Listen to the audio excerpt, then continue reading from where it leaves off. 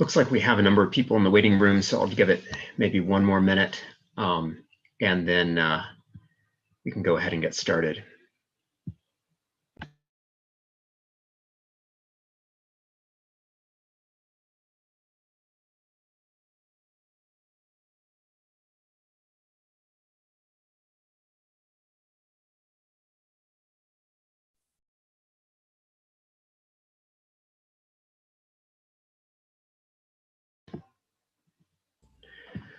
Okay, well, at the moment, at least everyone who was in the waiting room a minute ago is now in the meeting. So I think we're probably ready to call this meeting of the Faculty Senate at the University of West Georgia to order. So we will begin with the roll call. Colleen? Hey, Dan, can you see the agenda okay? I'm sharing. Yes. Okay, good. All right, here we go. Barber. Here. Barrett. Here. Boumanier. Here. Branyan.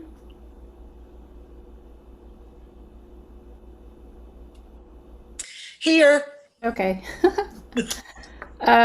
Chong. Here. Corley. Here. Tiefend for Deweese. Here. Elman. Here. Urban. Here. Fawcett. Fawcett. Fuentes. Here. Galt. Here. Geyer. Here. Gordon. Here. Hunt for Graphius. Here. Wood for Green. Here. Hadley. Here. Hanson. Here. Hill. Here.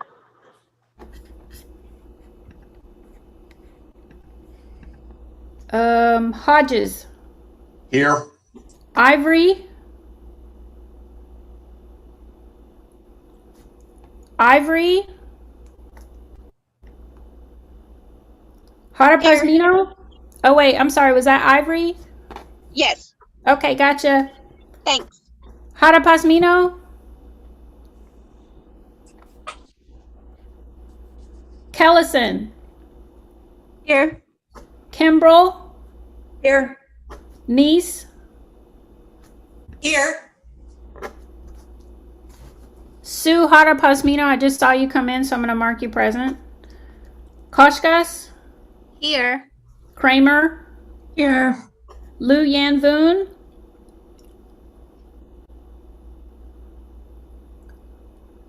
I'm going to do a search. I just realized I can do a search. Okay, he's not here. Lee. Here. Williams for McKinnon. Here. Gavin Lee for Mbai. Here. McKendry Smith. Here. McLean. Here. Nickel. Here. Ogletree. Here. Pasha. Here. Pisani. Here. Whoa. Pinko. Here. Reese. I'm here. Morales for Richter. Here. Santiago. Here. Scullin. Here. Self. Here. Scott Meyer. Here. Snipes. Here. Sterling. Oh wait, Nick said he would be a little late. Swift. Here. Tawidi. Here. Van Valen. Here. Wadlington. Here. Here. Wofford. Here. All right, one last call for Lou Yanvoon and Fawcett. All right, we're good. Okay, well, thank you, Colleen. I don't see President Kelly present in the meeting, and I know Dr. Preston said that he was not going to be able to make it. So for administrator reports, I will turn the floor over to Dr. David Jenks.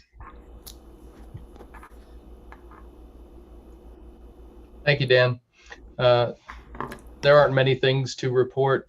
President Kelly and Dr. Preston had to deal with, as you know, a tornado hit Noonan last night. There is no damage to the UWG Noonan facility. However, there was massive damage to Noonan High School and the historic downtown and around LaGrange Street. So they'll be meeting with city leaders to see how we can help in their recovery process. The only other thing that I wanted to mention today from the provost office, I think you've already been involved in it with the faculty development committee.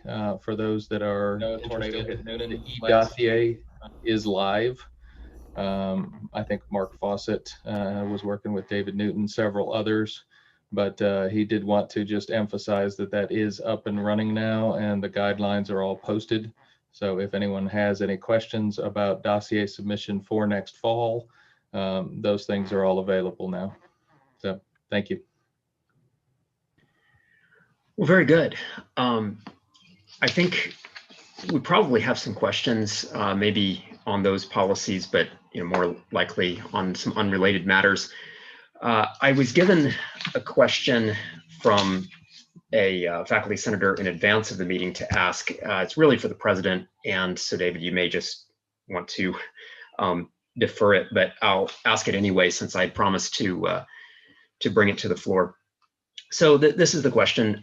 Several Asian faculty at UWG are worried about the continued harassment of Asians nationally and regionally, and they're wondering if the administration plans to issue a public communication about this matter. So again, you're not the president, you may not be able to speak for him on this, but do you want to say anything about what the administration is likely to say or not say in regard to a public statement about this? I can't at this time. I'm not aware of what's been going on with those conversations. I know we're all aware of the situation, but I have no information whatsoever as to how and the administration plans to respond, but I will absolutely bring it to their attention. Okay. Yeah, well, thank you. And I also received some questions that some people may want to ask from the floor as well regarding the new proposed policy that went out Wednesday, UWG PL 3002, which is about the use of UWG money for professional memberships.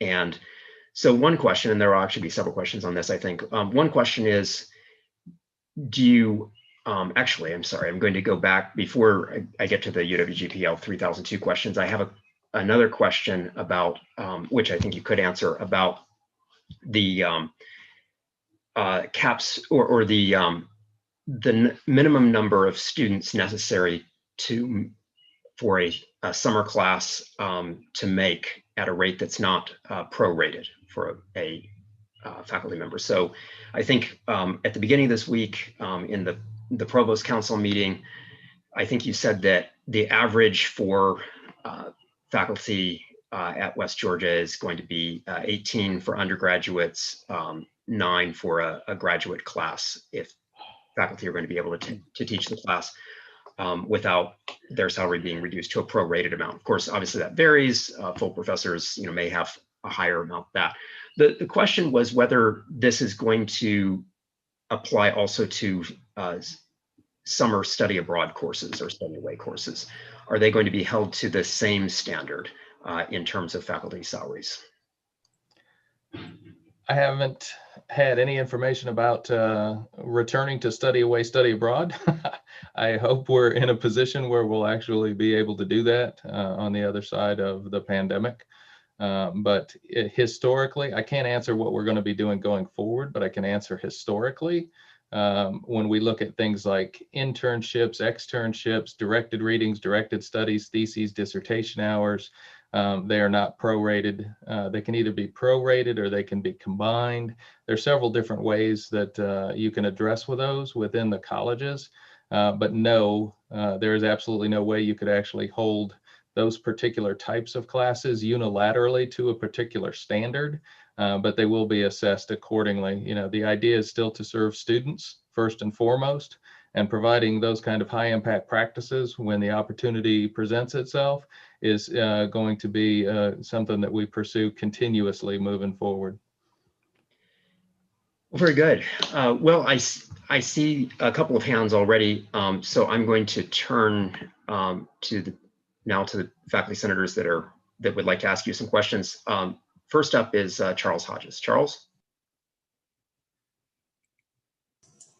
Hi there, Dr. Jenks. Thanks for filling in here. And basically, I've got a quick comment on it, and then I've got two things, both the policy related to summer and the memberships. And on the memberships, what I was hoping was that this is actually coming out of the accounts payable department, not academic affairs. And I was hoping that academic affairs would actually have a strong opinion, because as I read that 5-part test, and there's effectively a 6-part test if more than one person in your department is a member, I know of no academic society that allows for transfer of membership. And there were 3 or 4 others. So it's an impossible thing to meet as far as individual memberships go. And then within the College of Business, for instance, the accountants all need to be a member of the American Accounting Association. That is just sort of a mandatory membership. And again, it in no way meets the 5-part test. And of course, they all need to be members because that's actually where we do all of our recruiting and stuff. Similarly, the economics department is heavily involved in the Academy of Economics and Finance, one of the regional economics organizations. They usually do leadership. They've often sponsored the conference. And again, these rules effectively eliminate their ability to be a part of that. Anyway, that's just a mention and move on. But the other one is, if we could get a little bit more explanation about the summer teaching proration. And in our pre-meeting with the dean that's now required for the senators, Dr. McIntyre explained that there will still be a lot of control by the deans as far as, breaking even at the college level, then the department level, then the individual instructor level. And that there may well be a case like we have, like in the summer, I've got a section of 40, I've got a section of 40 and a section, if I have a section of 12, I would still get paid because I'm averaging better than 30 students per class, if that were to happen. So that was what she said. And I just wanted to confirm that this component, that there will still be a lot of dean input. But one example that probably came up was we only offer electives once a year. And that if we had a professor who was willing to take a prorated pay on an elective, then that course could be added in the summer, whereas in the past, we wouldn't add it because it wouldn't break even. So anyway, that was what I had. I'll leave it to you. That was my understanding as well. I was in the same meeting Dean McIntyre was in, and my understanding was the deans would have a large amount of input to make sure that there's always courses, and we all know this to be true. There are courses that have to be taught so that students can graduate in the summer. We've always been really good about that, I think, as an institution, making sure that those courses were offered. And it has always fallen on the deans and the chairs to make sure that those balance. And just like in any department, in our old department, we wouldn't want one faculty member teaching 3 sections of 60 with another faculty member teaching three sections of 12. You always try and find that balance while still meeting the student needs. But yeah, my understanding was the same on that. And I think I don't think Christy Carmen's in here regarding the membership policy, but I do believe John Haven said he would comment. Yeah, John Haven. Yeah, so if I can, so to give a little bit of background on this, and this is a draft. When I first got here back in the fall, I was presented with, we don't have a policy for the following thing, which there's an attorney general's opinion around memberships and dues and such forth. that we need to become in compliance with. And as you can imagine, it's not the first time that somebody from state government has implemented a policy or an opinion that really doesn't reflect how academia works. And we needed to come up with something that is an effort to try to comply with that. So I think my department put together their best first try at that. And I fully agree with everything that Dr. Hodges indicated. And we knew there would be some issues with that. And I'm more than willing, I've actually gone ahead and shared the Attorney General opinion with the provost. And I'm fully willing to work with whoever, with the provost, whether it's Dr. Hodges or you or others, to come up with something that's functional and defensible so that we can enable the faculty to do what they need to do and at the same time keep us out of trouble. Yeah, I think we'd welcome that. So you'd welcome a faculty senate committee, either ad hoc or standing, to work with you on that? With the provost. Like I said, Okay. we would be partnering with you all. It needs to be able to be relatively nimble to work through it. But if there's people that are passionate about it and understand that we need to get to something, I know the provost already identified a typo in there where it should have been an or and not an and, which certainly makes it easier to thread what was already published. We just need to get to something that's workable. Okay.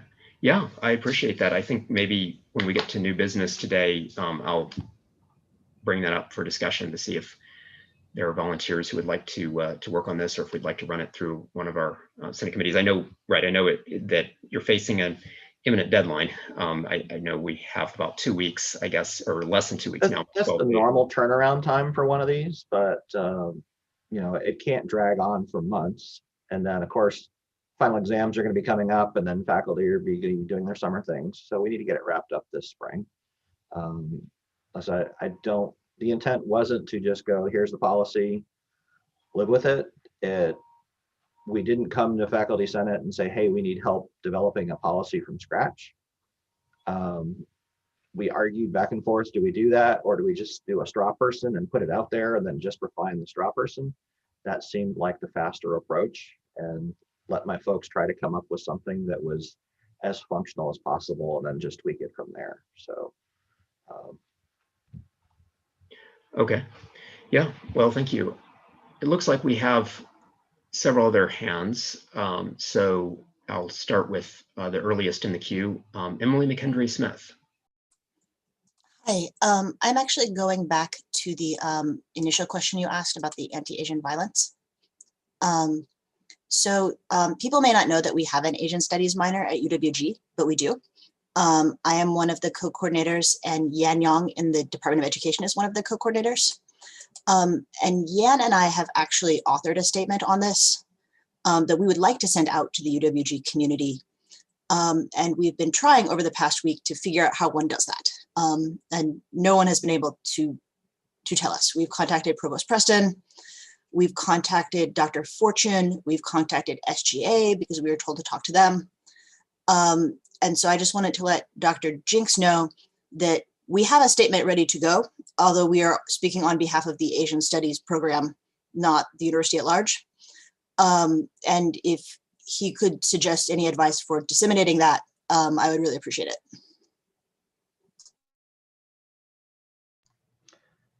I haven't seen it, but if you want to forward it to me, I will absolutely bring it to the provost's attention. Okay, thank you very much. Shelley, I think you had a question about the Office of Education Abroad. Yeah, since we were briefly mentioned study abroad, I was wondering what's happening with that office, because I understand that Maria Doyle is stepping down. I don't have any information about the Office of Education Abroad. David Nickel. Okay, thanks. John Haven, it's good to see you on this call, so welcome. Listen, I had a question about the provost office consolidating budget decisions in his office. And maybe, John, you can answer this question. How much money will this save the university by doing this?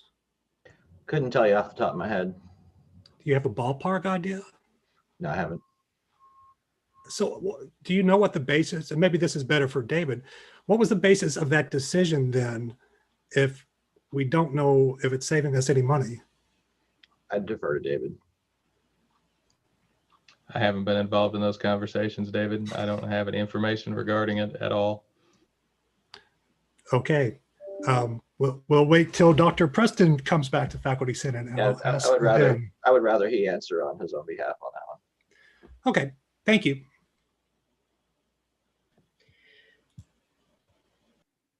Yvonne, I saw you asked a question in the chat. I don't know if you wanted to ask that question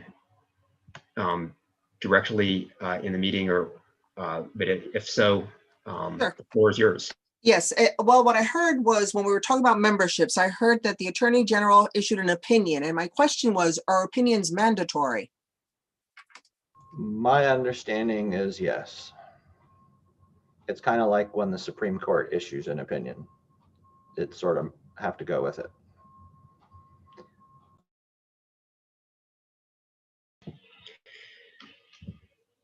I received some additional questions. So I know it's a little confusing here because I think we have about 2 or 3 topics of conversation that we're jumping back and forth between, but I think that's okay. I think people are able to follow it. So to go back to the question of summer courses, a faculty member asked when faculty would be notified as to what their prorated salary would be. So for example, if you have, say, 15 students in your summer class and you kind of think that you're probably not going to receive full salary for summer, at what point and how do you get information on exactly what your salary will be so that you can decide what you want to do going forward?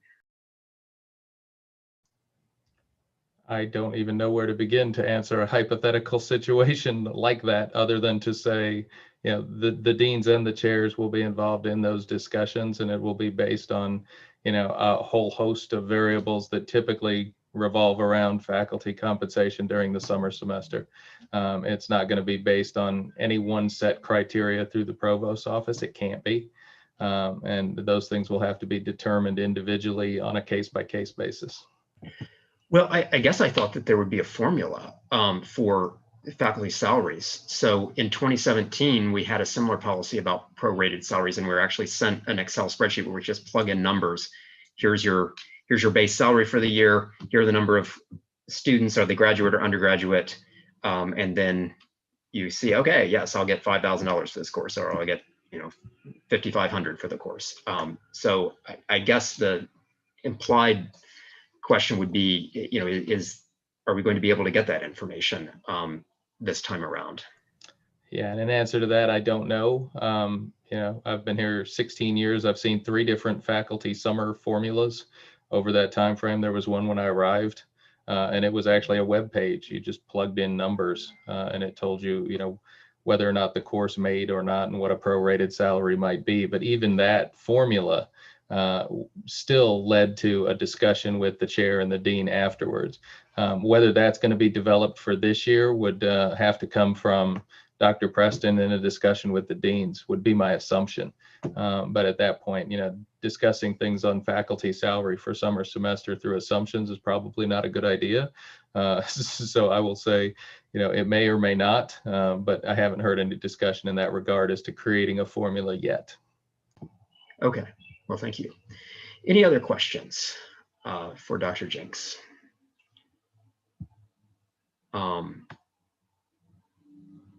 I do not see any, so thank you. Appreciate it. Thank you all. We'll now turn to Dr. Rosemary Kellison for quite a number of agenda items from UPC, although I think that we're going to be taking a few of these as blocks, if I understand correctly. So I'll turn things over to you. Thanks, Dan. That's right. We have a lot of items, but I think we'll actually be able to move through them fairly quickly. So our first items come from the Department of Management, and we'd like to take these 3 items, A through C, as a block. These are 3 course modifications that are changes in credit hours. So the first 2, 4610 and 4615, are changing the credit hours from 2 to 3. This is because these courses are being reactivated. The last time they were taught was way back when UWG was on the quarter system. So they need to have the credit hours updated to reflect the semester system. And then the third credit hour change to 4686. Currently, the credit hours are listed as variable 1 to 6, and that's going to be changed to 1 to 3 because 3 is the maximum number of credit hours that the management department awards for internship. Very good. Seeing no comments on this, I think we are probably ready for a vote. So do you approve the modifications to these 3 courses as a block? And it looks like it passes. So we'll go to the next set of items from University College. Great, thank you. So here we are going to take the first 3 items, A through C, as a block. These are adding 3 new programs.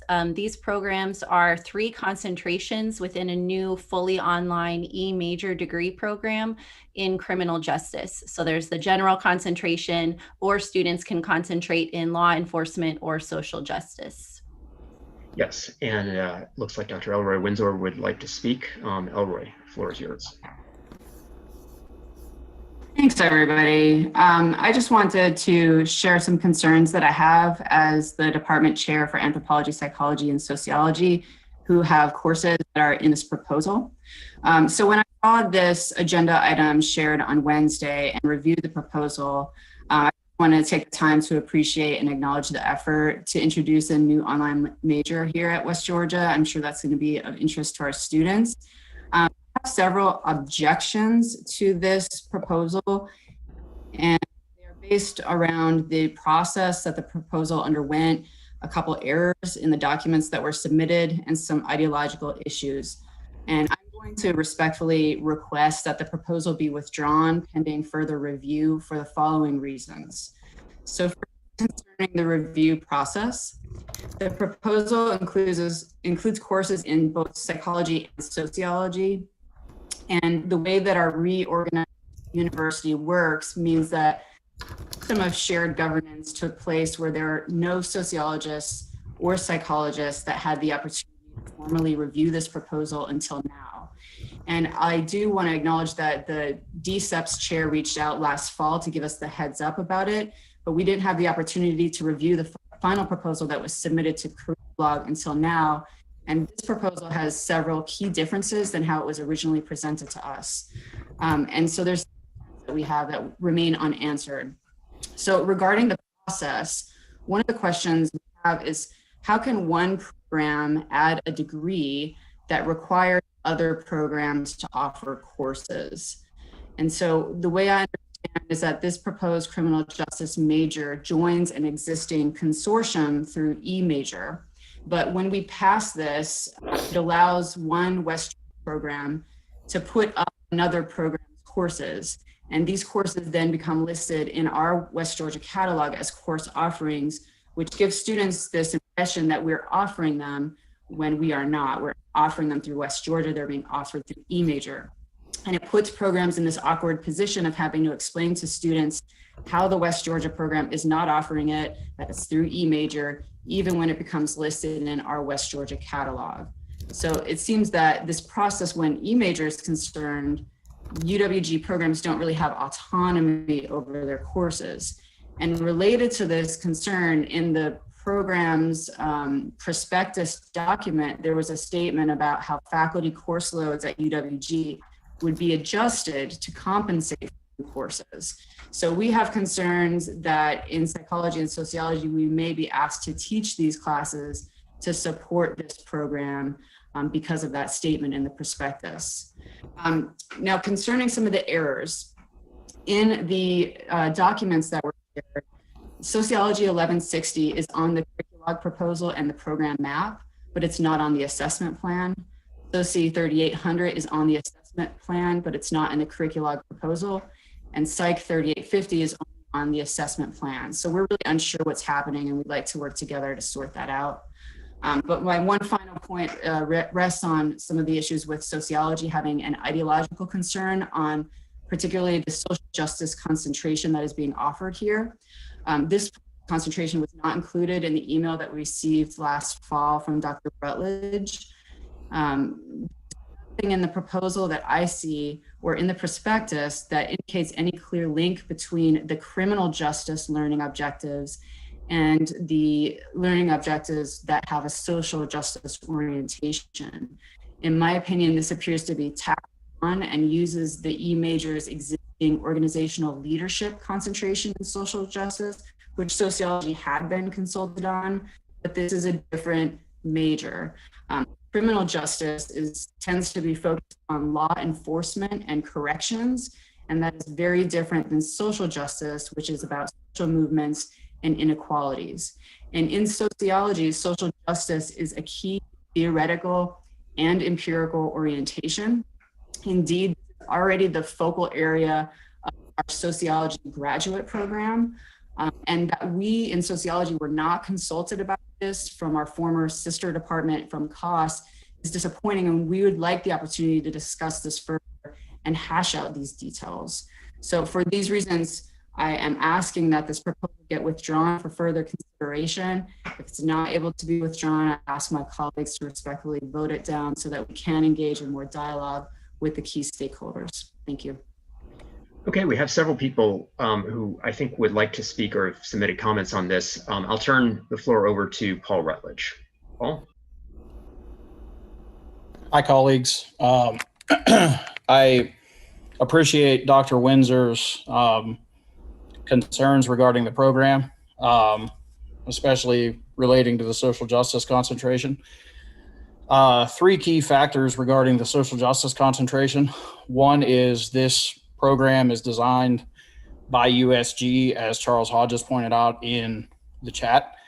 So for us, adopting the E-major program, we are unable to make any changes to the E-major structure or the E-major concentrations. We are also unable to make changes to assessment because those are handled at the USG by a committee for all E-major programs. Secondly, it's worth pointing out that when it comes to the social justice concentration, this concentration has actually been already occurring in the organizational leadership program. It's the exact same concentration, really. So we actually consulted with our colleagues in sociology regarding the passage of this concentration the first time whenever it went through for organizational leadership. Given that it is the exact same, we thought it would be redundant to go down that road again, since we had already had it approved and already hashed out that same exact concentration.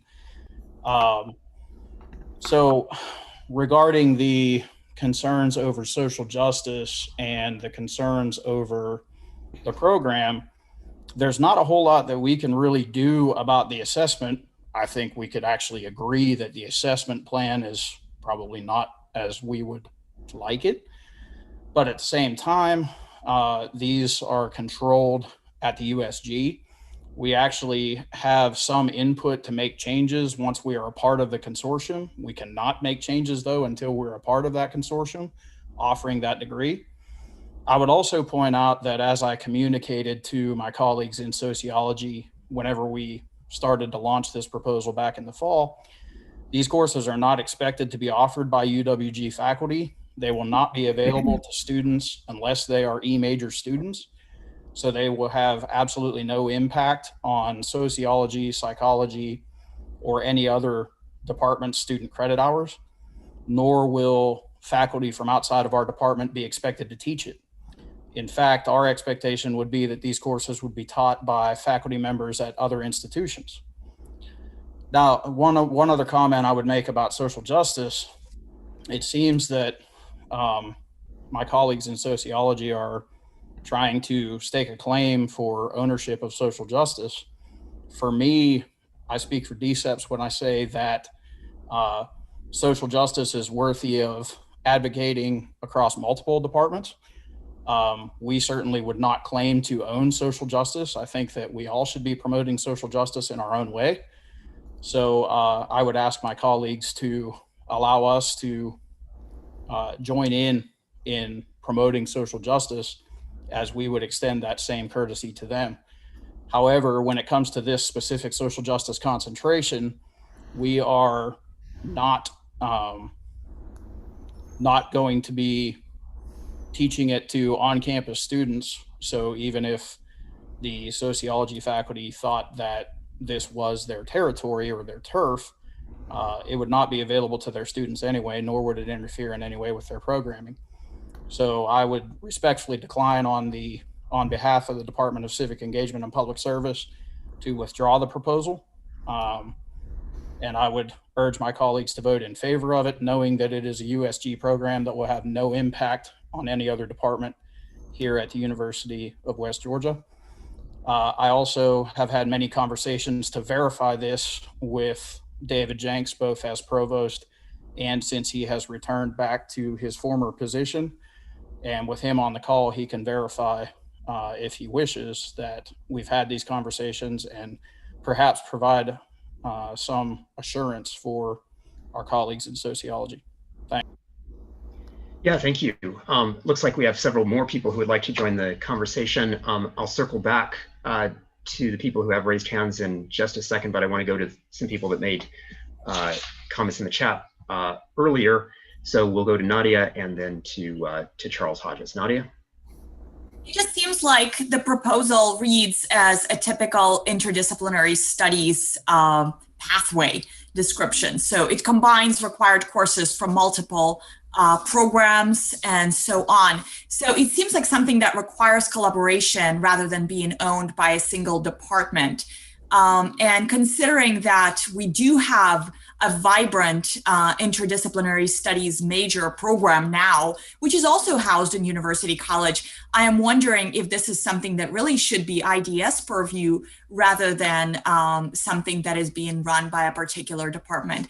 It just seems like we're having those same conversations about interdisciplinary studies pathways on other topics right now. And so many departments, like Paul Rutledge just said, nobody owns social justice, for example. There are so many programs, departments, whatever we call those things now, on campus that are offering courses that are pertinent, that this is the sort of thing that would be much more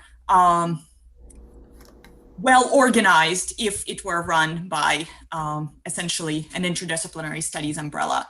Although it sounds like also there's the complicated wrinkle here of the E-major. And so I'm actually not even sure why we're talking about this in UWG Senate, if this is an E-major that's already been predetermined, pre-decided, and we apparently have no input into it. So that part was really confusing. Thank you. Charles. Just a quick comment here on E-major. Yeah, this is where we're going with lots and lots and lots of majors. You'll see over time, many of the majors at UWG get wiped out because they will be USG oriented. That's my belief. That's not a comment I've seen them make. But the thing about the E-major is we need to take possession of as many E-major courses as we can, because, and E-major majors as we can, because over time that actually gives us courses from other universities and students from other universities, which are credit hours to keep us employed. You know, while I care that we have 13,000 students enrolled at UWG, through eCore, which is only about 200 people at UWG, we have over 15,000 students enrolled. And so the fact of the matter is, we need to grab these E-majors in any way we can. And if we don't grab this one now, we're making it where one of the other 30 institutions can grab it. And once they've got it, we will never get it back. And so this is one of those, you basically have one bite at the apple. And if we say no now, somebody else is going to take it, and all that revenue and those positions and jobs are going to go to somebody else. Emily. I'd just like to speak briefly, not regarding the specific criminal justice proposal, but the fact that this reveals a structural issue with the new, like, reorganized university, where we now have social science disciplines in 2 or potentially 3, depending on what is going on with MassComm, like 3 like different locations around the university. And so there is no sort of, before it gets to the level of the Faculty Senate UPC, there is no opportunity for us to see and discuss and resolve these issues. And I admire the work the Faculty Senate UPC does. I think they're one of the hardest working, busiest, most intense Senate committees. But I don't think that the Faculty Senate UPC should be the first time that anyone from other social sciences are sort of encountering things. And that this, like, there needs to be a structure in place for related disciplines that are now housed in different colleges to sort these issues out before it gets to the level of either Faculty UPC or of either Senate UPC or Senate in general. Yeah, Elroy and then Paul. Elroy. Thank you. I just want to echo that point that Emily made, because it is important here that there were no sociologists and psychologists consulted on this proposal until right here in Faculty Senate. That is a problem with the structural order. And that is a place where we may end up actually agreeing that this is something we would support, but we have not had the chance to dialogue that as we used to under the previous organization where all the social sciences were sitting together in faculty council. We need to have that opportunity for the discussion. I'm going to respond to a few things that Dr. Rutledge relayed. He said earlier when he did contact us in the fall about this proposal that he would be willing to restrict the courses to E-major students. And I don't see that anywhere in this proposal, even for the criminology and criminal justice students that would be taking SCH away from criminology if this was not restricted to E-major students. That there was no effect on this is simply not true. Last fall, after this was initiated, the program coordinator in psychology received several emails from students asking when psychology at West Georgia would be offering the class on forensic psychology, because that is part of the Department of E-major. So we are going to be expected to teach these by our faculty because of the ways E-major bleeds over into West Georgia and is not clear to students. So we are having to have those awkward conversations with students, how it's not really a West Georgia program, it's an E-major program, even though it's going to be listed in the catalog as such. And I also just want to say that, I fully agree that everybody should be invested in social justice. That is an orientation that is not owned by sociology. It is an ethic that I hope humans share across society.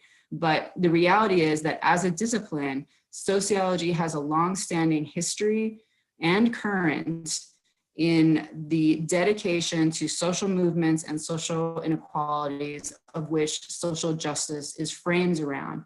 That has not been the purview of criminal justice studies. As I said, it's about policing, it's about corrections, very much are often not aligned with the same goals of social justice. So this is part of the conversation that we want to be having with our social science colleagues so that we can work together to figure out the best way forward that helps our students and also helps this program take off in these steps. Paul?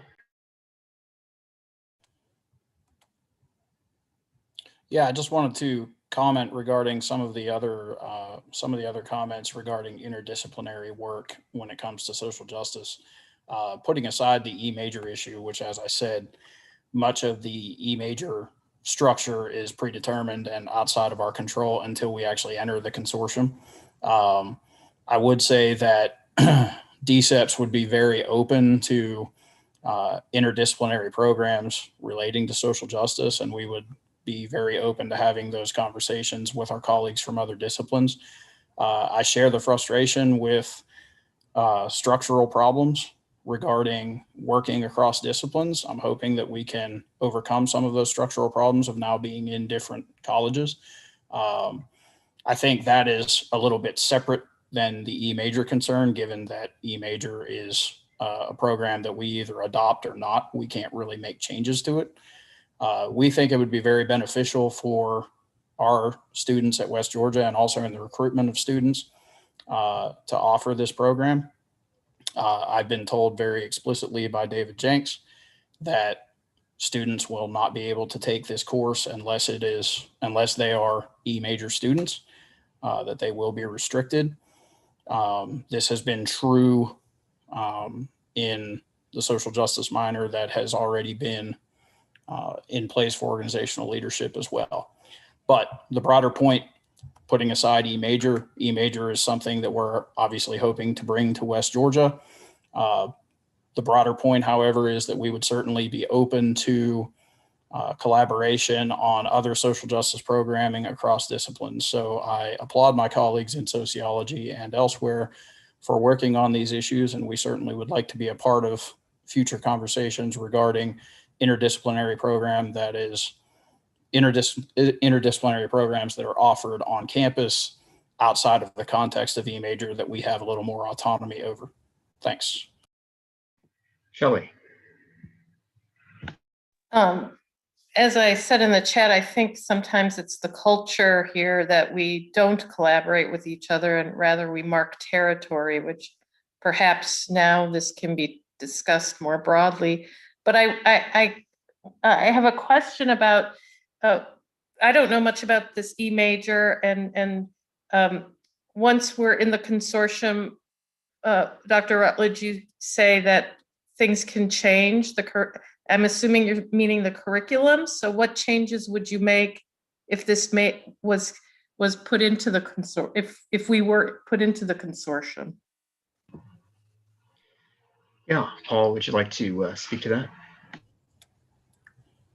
I don't really have specific changes in mind that I would make right now, but what I meant by that when I said that is that course revision opportunities are, I think, every 3 years with every course for E-major. I may be misquoting that, but I know that there's a periodic review of every course and every program where you can change what's being offered in a course. You can add to the program. There's program reviews that happen all the time. Again, they are made not at West Georgia, but within the consortium.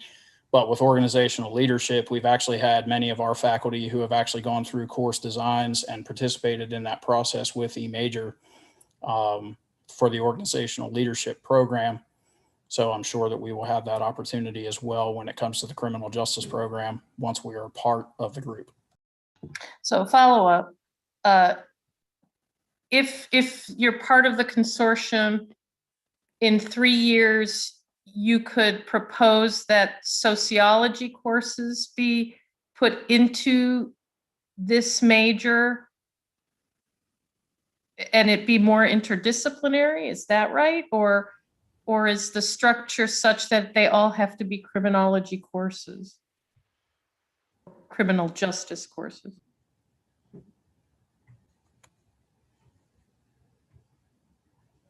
Kind of, Shelley, could you repeat the question? So what I'm understanding you to saying is that if this passes through and it's in the consortium, in 3 years, you can look at the curriculum. And I'm asking if you can put in sociology courses, or is the structure such that they all have to be criminal justice courses? Or psychology courses, or whatever other social justice? Yes. Jenks also wants to weigh in on this. Yeah, I can, if Dr. Rutledge is okay with it, I could probably field that question. I've been involved in E-major and online programs with the system office for quite a while. And yes, that's absolutely correct, Shelley. The curriculum for any E-major is put together by a consortium of the faculty at the institutions who are part of that collaborative agreement. And any changes can be brought to the table by a member of the consortium. So once involved with the consortium, I would assume and I would hope that the faculty at West Georgia would talk about all of the things that you've been discussing with interdisciplinary studies, with bringing in other courses from other disciplines, and actually developing some interdisciplinary courses that would actually assist in promoting And I know it's divided right now, and I've got some issues with that on a completely different topic, into law enforcement track and a social justice track and those sort of things. And realistically, those things should be married, in my opinion, because one of the things that we lack in criminology and criminal justice, and clearly in the criminal justice system, is that social equity at all levels throughout the system, and integrating those topics into the system, into the curriculum, such that those who are going to go and work in the system understand them before they get there, because the training within the system is not necessarily sufficient, as we can see constantly throughout society, to alleviate a lot of the inequities that we see within the criminal justice system. So yes, you can absolutely integrate those concepts into the curriculum and different courses throughout it, and it would give us the opportunity to broaden that curriculum very holistically, looking at all of the issues that we have within the field right now. So. Okay, well, I guess, let's see, we have maybe one last comment from Paul, although if someone else really wants to respond to you, we'll go ahead. But I think we're probably have a lot of issues out on the table, and maybe we're getting close to where we can, we're ready to move forward to a vote. Paul. Yeah, I just wanted to point out, I got a message from Jill Drake that I'm going to make sure to add to this. The three courses that are in question: forensic psychology, development of criminal behavior, and political science actually has a course as well that they have no problem with, which is constitutional law. They're already on the banner system. They were already added through eCampus previously because of the social justice concentration with organizational leadership. That's verified by the registrar's office. So they've actually already been on the books, and students absolutely have to be E-majors to enroll. So this will do nothing to impact student credit hours for our colleagues in sociology or psychology. Thanks. Okay, well, thank you. Well, it looks like we have strong opinions on two sides. We've got a contingent of faculty who would have liked for DAPS to that department to weigh in on this beforehand, and would like to send the proposal back, and other colleagues, of course, who would like to take advantage of this opportunity right now and move forward. So I think we've heard a lot of debate on both sides, and maybe now we're ready for a vote. So seeing no objection, Colleen, could you run the poll?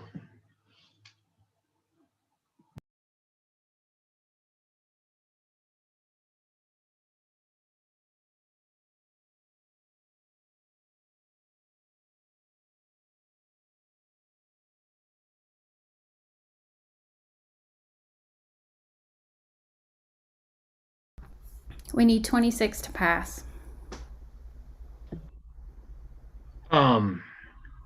Okay, let me see. I guess I have a question. Maybe our parliamentarian could answer this. I mean, I have really no stake in this debate either way, but I think an abstention basically means that you change the number needed for the majority, correct? That, in other words, if the final vote is 21 to 14, so we just need a majority. That would be my reading. I don't know, is Craig in on this call? Craig, you're our parliamentarian. Do you want to weigh in on this?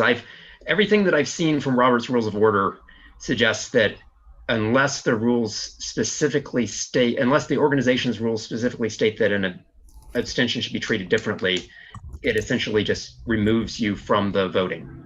So we would say that this passed 21 to 14. Can you hear me, Dan? Yes. Yeah, let me check into it, but that's my understanding as well.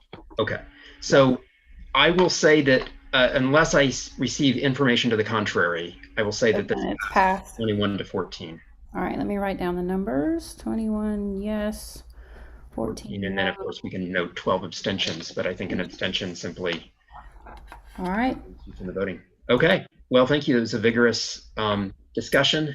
I think we were able to get a lot of issues out on the table that will be valuable not only for this conversation, but for other conversations going forward in terms of faculty collaboration and our approaches to new program creation. So now we get to do more of, I guess, consider a large number of courses that really have to do with a similar topic, I guess. Rosemary. That's right, Dan. So items D through DD, these are 27 courses that are proposed to be added. These courses are all for the previous 3 programs. So the 3 criminal justice E major BS degrees. Okay, well, we know how the faculty senate feels about the new degree program. That opinions are divided, and we've heard a lot of discussion on all sides of that. I don't know if there's anything more that people want to add to these course proposals. It's really the same continued philosophical debate, I would assume. But of course, if someone wants to say something, they're welcome to. Seeing no hands, no comments in the chat, I think we're probably ready for a vote.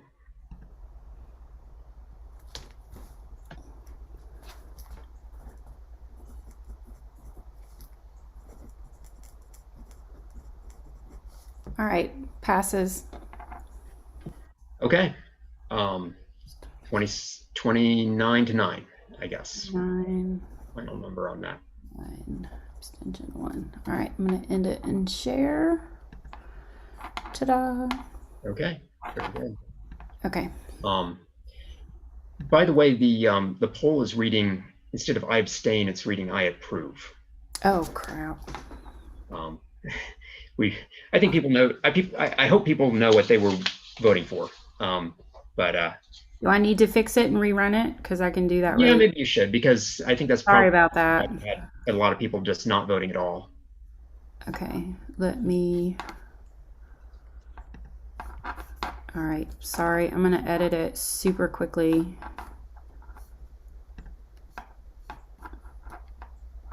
Where did it go? All right, it says that it's. Sorry. No, it's not a problem. I know it's a very difficult balancing act. Super fun.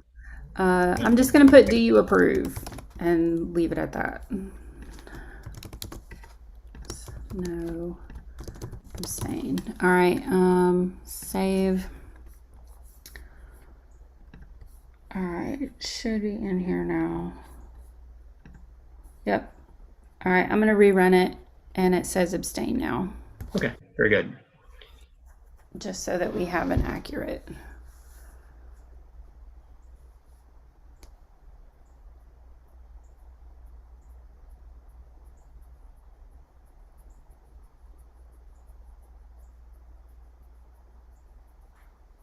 Give it a couple more seconds. Yeah.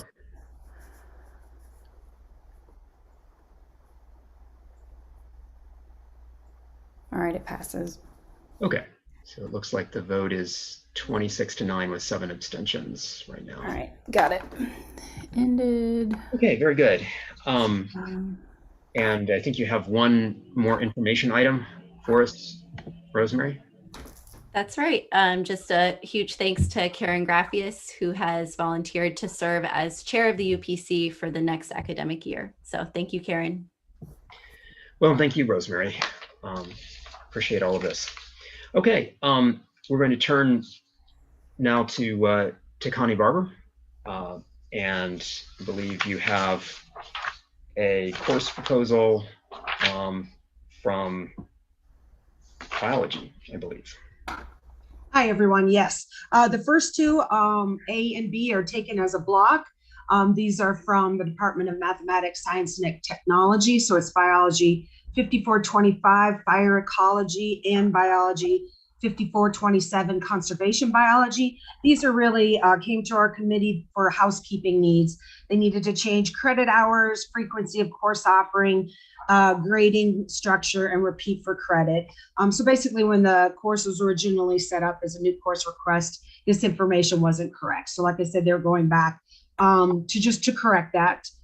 So frequency is to be taught once a year, cannot be taken multiple times. It's graded using graduate standard letters. It is being entered as 3 instead of 1 overall credit hours. And the overall, there was a lab that was a 3 instead of 1, and then overall credit hours is 4 to 3.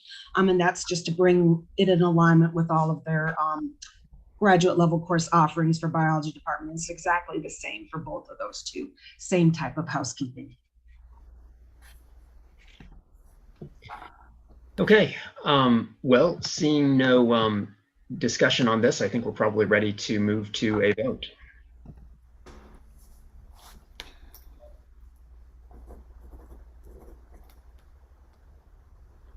Passes. Looks like, well, thank you. Okay, and Connie, I think you have a few proposals from ARCA. Yeah. Yes, so the next one, I believe, on mine, if you're going to scroll down, just to make sure I'm talking about the same thing. Yeah, Masters of Professional Accounting. They're doing a modification to the program, and basically these courses already exist. They're 2 study abroad courses, and they just want to be added as electives to this degree. And so that's the modification to the degree. Ready? Okay, I think we're ready for the poll.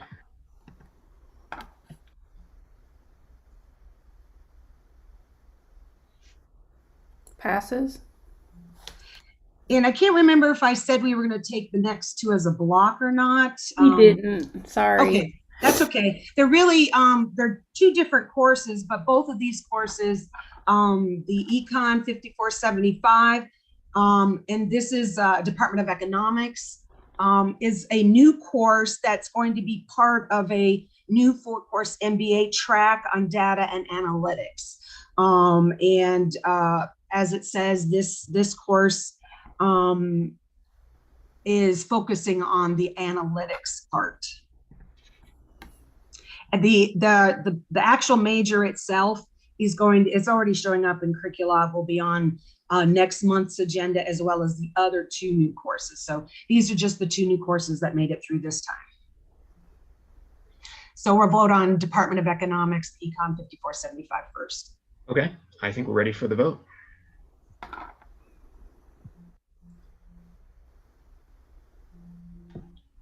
Passes. Okay, very good. And final course for marketing. Final one, yeah, Marketing 6868. This is marketing model. And as I said, this is a new course that's going to be part of a new 4-course MBA track. And like I said, this one is to focus on, again, statistics and survey models, marketing survey models, and developing the ability to critique marketing literature and survey latest techniques and trends in marketing research.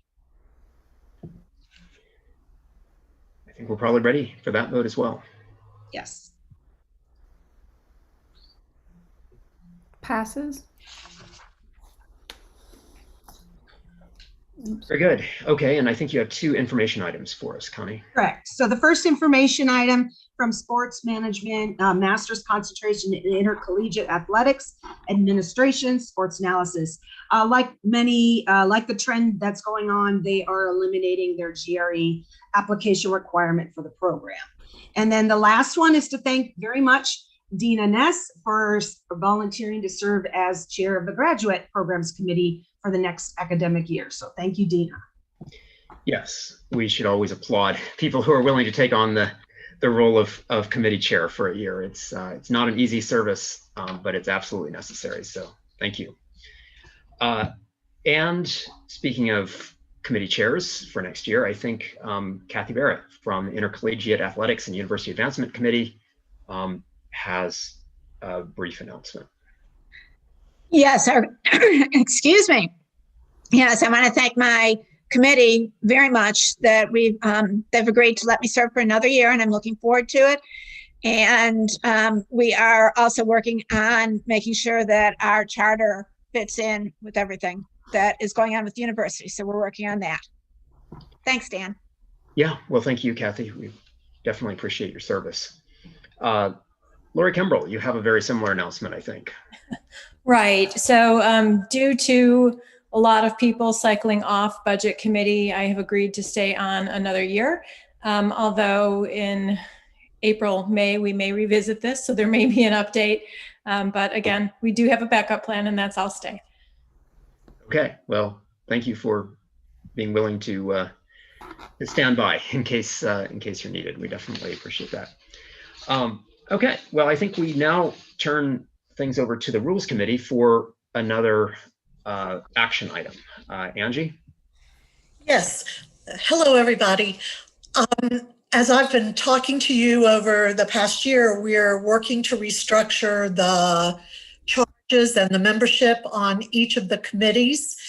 And thank you, Rosemary, for sending me yours to kind of use as a template for others as they begin to look at their charges.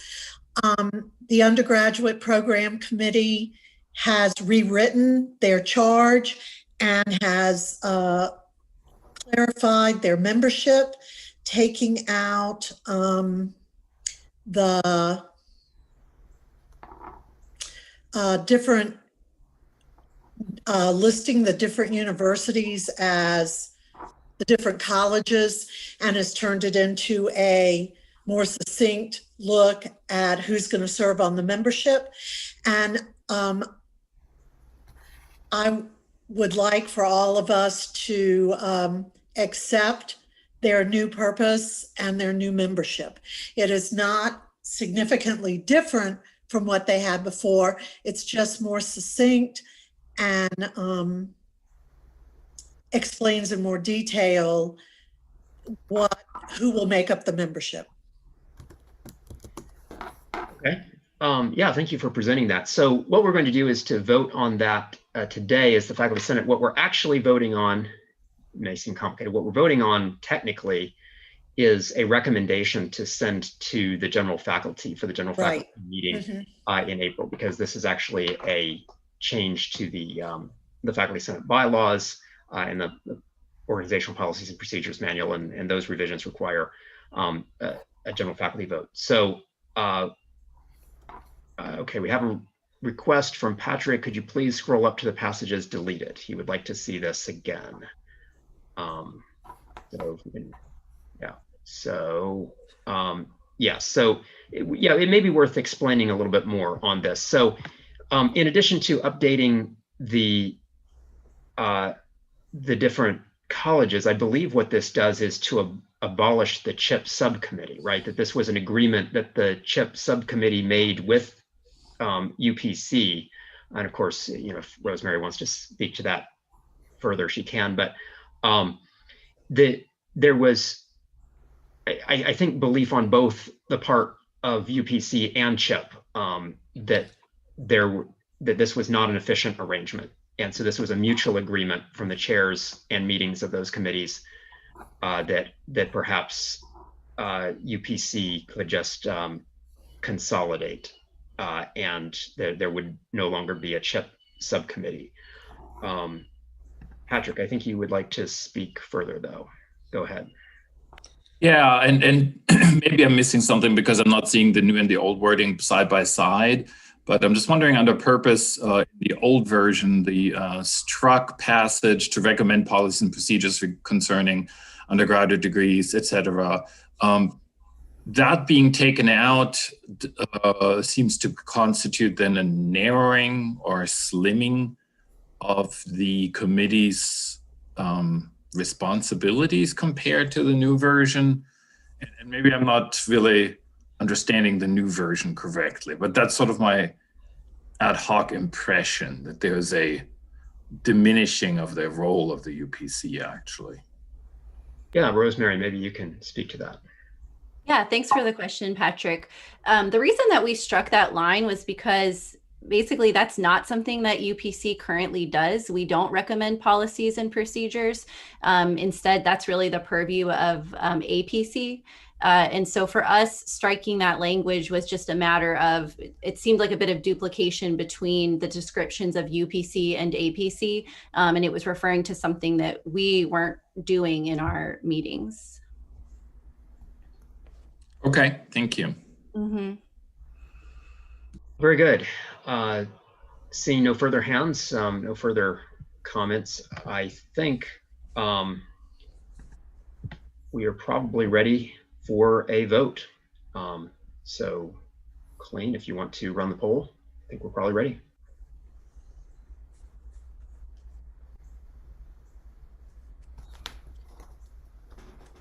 Passes. Very good. You have one information item for us, I think, Angie. Yes, the information item is just to remind all people in the Senate that they need to review their purpose and membership. So, and get it to the Rules Committee. We will be working this summer trying to get all this prepared so that when the general faculty meeting occurs in the fall, we will have all this completed so that we can present it for a faculty vote then. The reason I said, thank you, Rosemary, for doing this, their membership statement was very concise and to the point, and it's flexible. I like to think of it as the Constitution. It's the elastic clause. It'll expand and contract according to what goes on at the university more easily. So you might want to use that as a template as you begin to look at your membership statement. Thank you, everybody. Yes, thank you. And I would definitely echo that. We appreciate Rosemary and her work in getting that revised purpose statement to you in a very timely manner. But the deadline is coming up for the fall of the faculty meeting, which will be our last chance before next spring. So we definitely want any revised purpose statements to come to us by, I guess, the end of the spring semester, so that we would have a chance to vote on those as a faculty senate in time to send them forward for the August general faculty meeting. I think we'll turn things over to Rebecca Galt from the Teaching, Learning, and Assessment Committee. We have one action item from that committee, I believe. Yes. And this will be a recommendation from the members of the TLA committee that the Faculty Senate vote to move all course evaluations in future semesters to an online format. Yes, so we have experimented with this on a temporary basis, I think now for 2 semesters. And I think based on the feedback that your committee received, it seemed clear that this made sense to many faculty to just move these teaching evaluations, the SEIs, permanently online. So do we have any discussion on that? Is there anyone who would like to weigh in? Seeing no comments, questions on that, I think we're probably ready to move to a vote. I'm sorry, Yvonne. Yes, just one quick question. Do we have any information on the numbers or percentage of returned evaluations as opposed to when we did them in the classroom on paper? Do we have any percentage of how many more, how many less? I don't have the comparison right in front of me. I know we run comparisons. I could go back and look. What I did have was the cost comparisons. I do know that we were looking at several scanning machines coming up this semester and, well, within this year. And also that the paper evaluations, the paper costs were running about $12,000 a year. So we were looking at that cost savings and also not having to renew several machines and the labor costs. if we're getting a lot less, and I don't know that that's the case, maybe it's just the case in some of the folks that I've spoken with, if we're getting a lot less feedback from the students, then in a way it's a moot point. I don't know. I think what we had found was that there was not a reason why we should get less returns, that we should be able to get efficient returns from online returns. One thing we had discovered is that they can be run in the same manner as face-to-face returns. They can be run in the classroom on devices. Most of our students do bring devices to the classroom. Some of our classes during our pandemic times were run largely online or in dual modalities. So to some extent, we had a difference of conditions. Students might not have been in the classroom as much as they were before, but our platforms are capable of running on cell phones and tablets, and our students largely bring laptops to the classroom.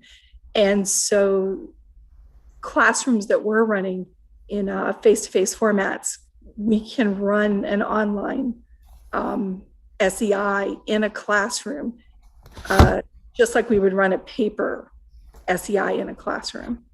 So we can run the same type of routine where we ask students to complete their SEI during the last, say, 10 minutes of a near end of term class online. And then they can also have the option of completing it online as well outside of class. Yeah. Emily. I just wanted to mention that the student evaluation is essentially a survey, right? And with surveys, we adjudicate their quality based on the response rate. And we know, and I believe it is mandated by the BOR or by somebody important, that student evaluations are inform promotion and tenure decisions. And so I think that this issue of if we have a poor response rate on the student evaluation, then we have something that's being used to inform promotion and tenure decisions that where we really sort of question the information that it's providing. And we could go back as a committee and look at the response rates. I know we've had that at one point or another and looked at it. We've also had information on acceptable response rates based on class sizes. Let's see. I'll go back into my information. That's something, if we wanted to bring it back, I could go back and pull the information and bring it back to the Senate and show some research on acceptable response rates, and then we can compare the response rates we've received during our online moves and then when we had paper responses. I do think one thing we need to realize, though, is that during pandemic conditions are not the same as when we return to face-to-face in the fall, when our students, if they're in a face-to-face class, will be with us, and we can ask them to complete an online SEI while they're in class with us. I think that's a good point about the online SEI, that we can essentially, that relieves a lot of my concern. I know that my response rates are always much lower when it's done online.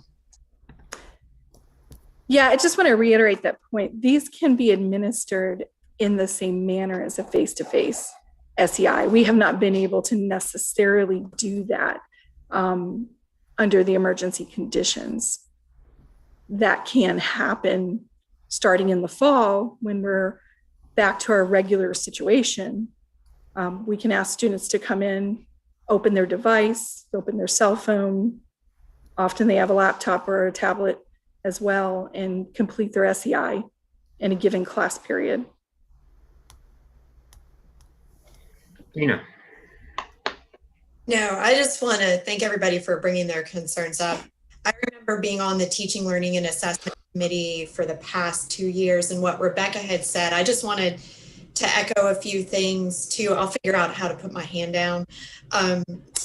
a little later, but I know that there was, in-person may have been higher, but there were ways to increase response rates. I know for the past year, our department chair challenged us, and I know for our entire EDD and higher ed administration is completely online. Because it is, I can get 70 to 90% response rates just by doing a couple of tricks and encouraging it without offering incentives. I've also put in there how I use it for feedback and explaining that up front. So I think there are some ways that we can. I don't know in, let's see, and I know others look at how personal information is filled out. I don't think the data, at least Rebecca, you may know this information, that even if they're filling it out on devices, it's not linked to a student's personal identity. So confidentiality is like not violated. You only get the aggregate responses. And I think it's looking at survey research methods. One point of information or question that I have, Rebecca from the committee,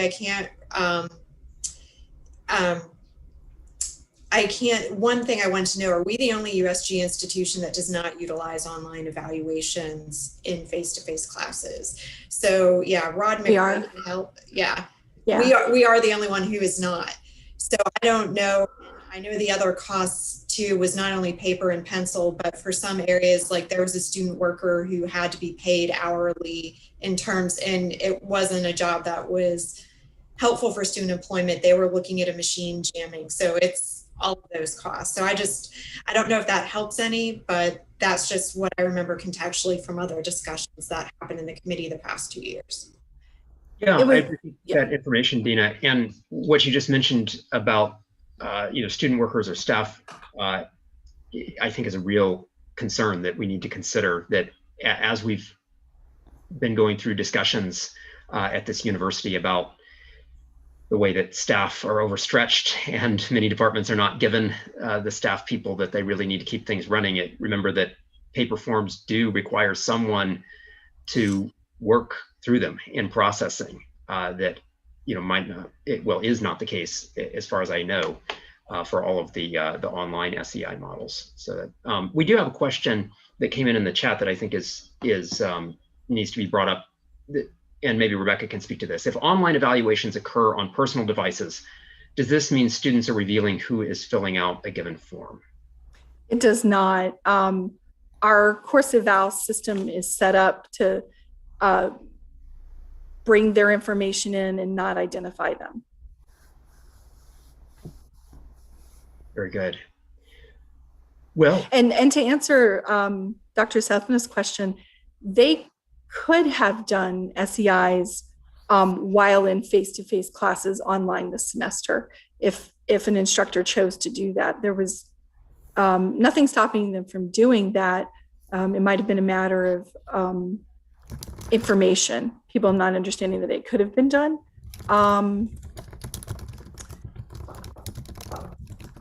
Thank you.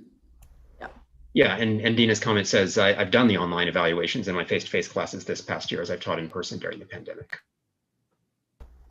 But isn't it still ongoing? I mean, is the SEI closed for the semester? No, it doesn't mean that it closes. There's still a bandwidth of time when they can be online and complete them in the system. But you can also bring them into class and do them during a 10 or 15 minute time period at the end of a class, but it's not going to allow that student to go back in and complete another one at a later time. I understand, but if it hasn't been done, it can still be done. Am I getting that? Yes, Thank absolutely. You. Thank you.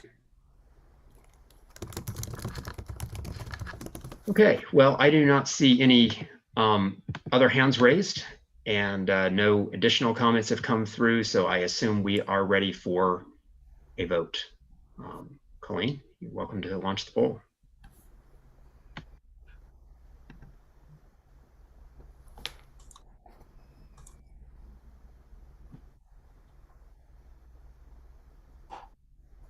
Passes. Very good. Looks like it's at least 36-1. Okay, you have one information item, Rebecca, I believe. Yes, I do. We on the committee would like to thank Jason Swift, who will serve as chair of the Teaching, Learning, and Assessment Committee for the 2021-2022 academic year. Thank you, Jason. Yes, thank you.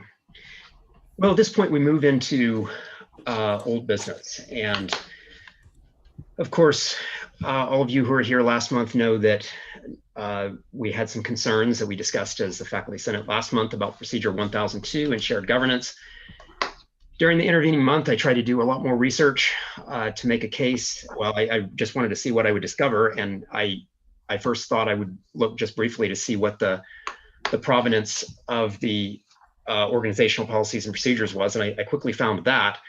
But then I discovered that there was a lot more of interest, I think, in terms of the long history of shared governance at our institution and the ways in which I think that traditional norms that have existed in some form for quite a few decades and have been built upon repeatedly in several stages in recent years and in the more distant past have been challenged in the last few months. And especially, I would say, in the last 2 months. I mean, certainly we saw a number of challenges last year in 2020, but starting in January, I think we've begun to see some policy shifts that, at least from my standpoint as Faculty Senate Chair, I think merit some Faculty Senate discussion. So last month, one of the ideas that was brought up in the Faculty Senate meeting was requesting a case study from, or case letter from the AUP. And so that's one of the things that I think we can discuss. It's perhaps not the only thing, but I see we have a request from Anya to speak to this issue, and so let me go to you in just a second. I'll just say that I think what we'll do is open up the floor for general discussion at the moment on this issue of a Faculty Senate response to Procedure 1002 and issues of shared governance. We'll see where the discussion takes us, and then at some point we may start narrowing in on some particular proposals that have been made, particularly that the possibility of requesting a letter from AUP National. But let me just open up the floor, and Anya, the floor is yours. Hello? Yeah, I think you mean Anka? Okay. Oh, I'm sorry. No problem, no problem. That happens quite often. So I'm sorry, I'm gonna change the subject just really quickly for just a second here. I just didn't know exactly where to jump in and ask this question. So in the International Languages Department, we have a Global Languages and Culture Certificate, which is being held up at the BOR, so we cannot move forward with it. So last meeting, Dr. Preston stated that the Office of the Provost will follow up, and I just wanted to see if there is any update on that by someone who is in the Provost office. Wow. Okay. Well, I'll turn things over to David at this point to see if he wants to speak to that. I would say, just as a matter of procedure, you probably should have asked that near the beginning of the meeting when we were having open questions. So, you know, I'll take the question at this point, but that's in general, in terms of Faculty Senate business, in order to manage the Faculty Senate agenda, we usually don't do things this way, but I'll make an exception this time. David, do you have any information that you'd like to share? I do not, but Jill Drake oversees academic programming and coordinates with the board on all submissions to it, so she might have some information in that regard. I don't have any information about that at all. Okay, well, thank you. Well, okay, let's go back to the issue of Dan, do you want me to comment? Oh yeah, I'm sorry. It doesn't. So what I can say is that I regularly communicate with the individuals at the USG office that update the degrees and majors authorized. And I did send an email on Wednesday, again, reminding them of our certificates that have been submitted, meaning the notification process is complete on our end. And I asked that they update the DMA accordingly. When I last checked, and I check just about every day, it hadn't been updated, but I can check again. Well, thank you. Appreciate that information. Well, let's return to the question of Faculty Senate responses to concerns about shared governance and Procedure 1002 in particular, though maybe not limited to that. And so I think I'll open the floor up for conversation. Any questions people have, concerns, points people want to raise regarding maybe questions from last month's discussion, questions related to the rather lengthy document that I sent out, questions related to this general idea, or obviously your own comments and ideas. We'll open up the floor.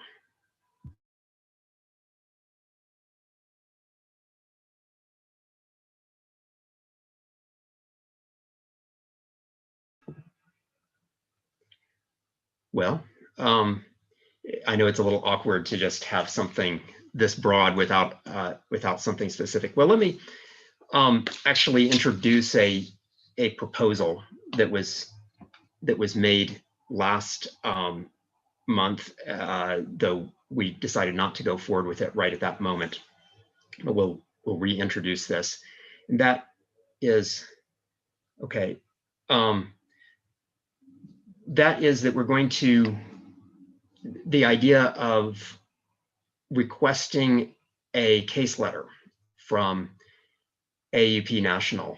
My understanding of this is that if the Faculty Senate or the campus chapter of AUP or both votes to request a case letter, that AUP National would consider the request, and if they accept it, they would investigate documents that we send them, and we would be able to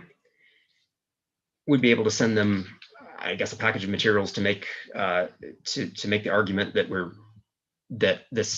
that our concerns have some substance, and then they would review the documents and then maybe request additional materials, maybe not, but decide whether indeed there are concerns that need to be that need to be investigated further, and then they would issue a recommendation, send a letter to the administration, the university administration, as well as to, of course, the entities that requested the letter, like the Faculty Senate, and the then we would have that outside party evaluating this. So let me open up the floor and ask: do people want to do this? Is this something that you think would be promising road to go down, or do you have other ideas or other concerns?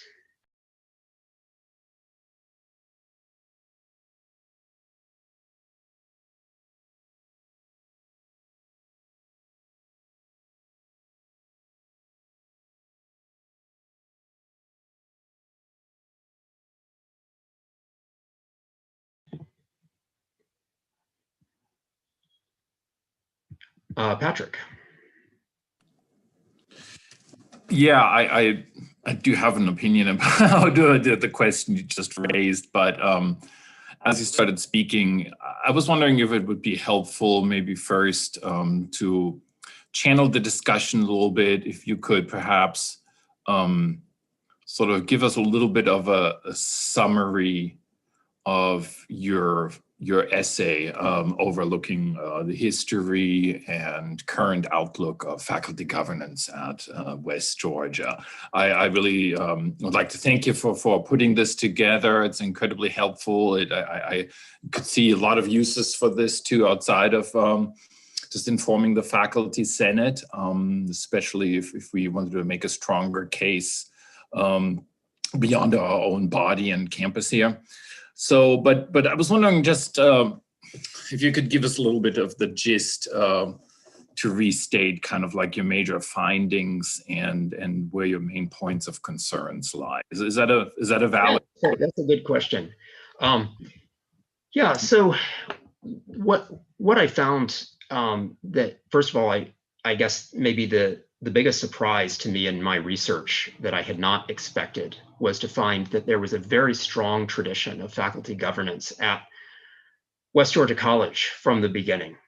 So in the essay, I traced the development of that in 1933, 1934, when West Georgia College began as a two-year school. And then the development of that over the years. So in the earliest years of West Georgia College's existence, there was a belief among the faculty and the president that West Georgia College was unique precisely because of its tradition of faculty governance to a greater degree than other Georgia institutions, other Georgia institutions of higher education had at the time. And so then, while that tradition never really went away, it was perhaps perhaps lapsed a bit just because of the growth of the institution during the 1950s and 1960s. And in the mid 1960s, there was an effort by the campus AUP to find a way to increase faculty participation in shared governance. And the result was the Faculty Senate. So up until that point, shared governance had generally meant meetings of the general faculty. And those meetings remained important in the 1960s. The general faculty continued to vote on a lot of things, including curriculum changes. But there was a feeling among many faculty that those meetings were not being taken seriously as they should by both faculty members and the administration.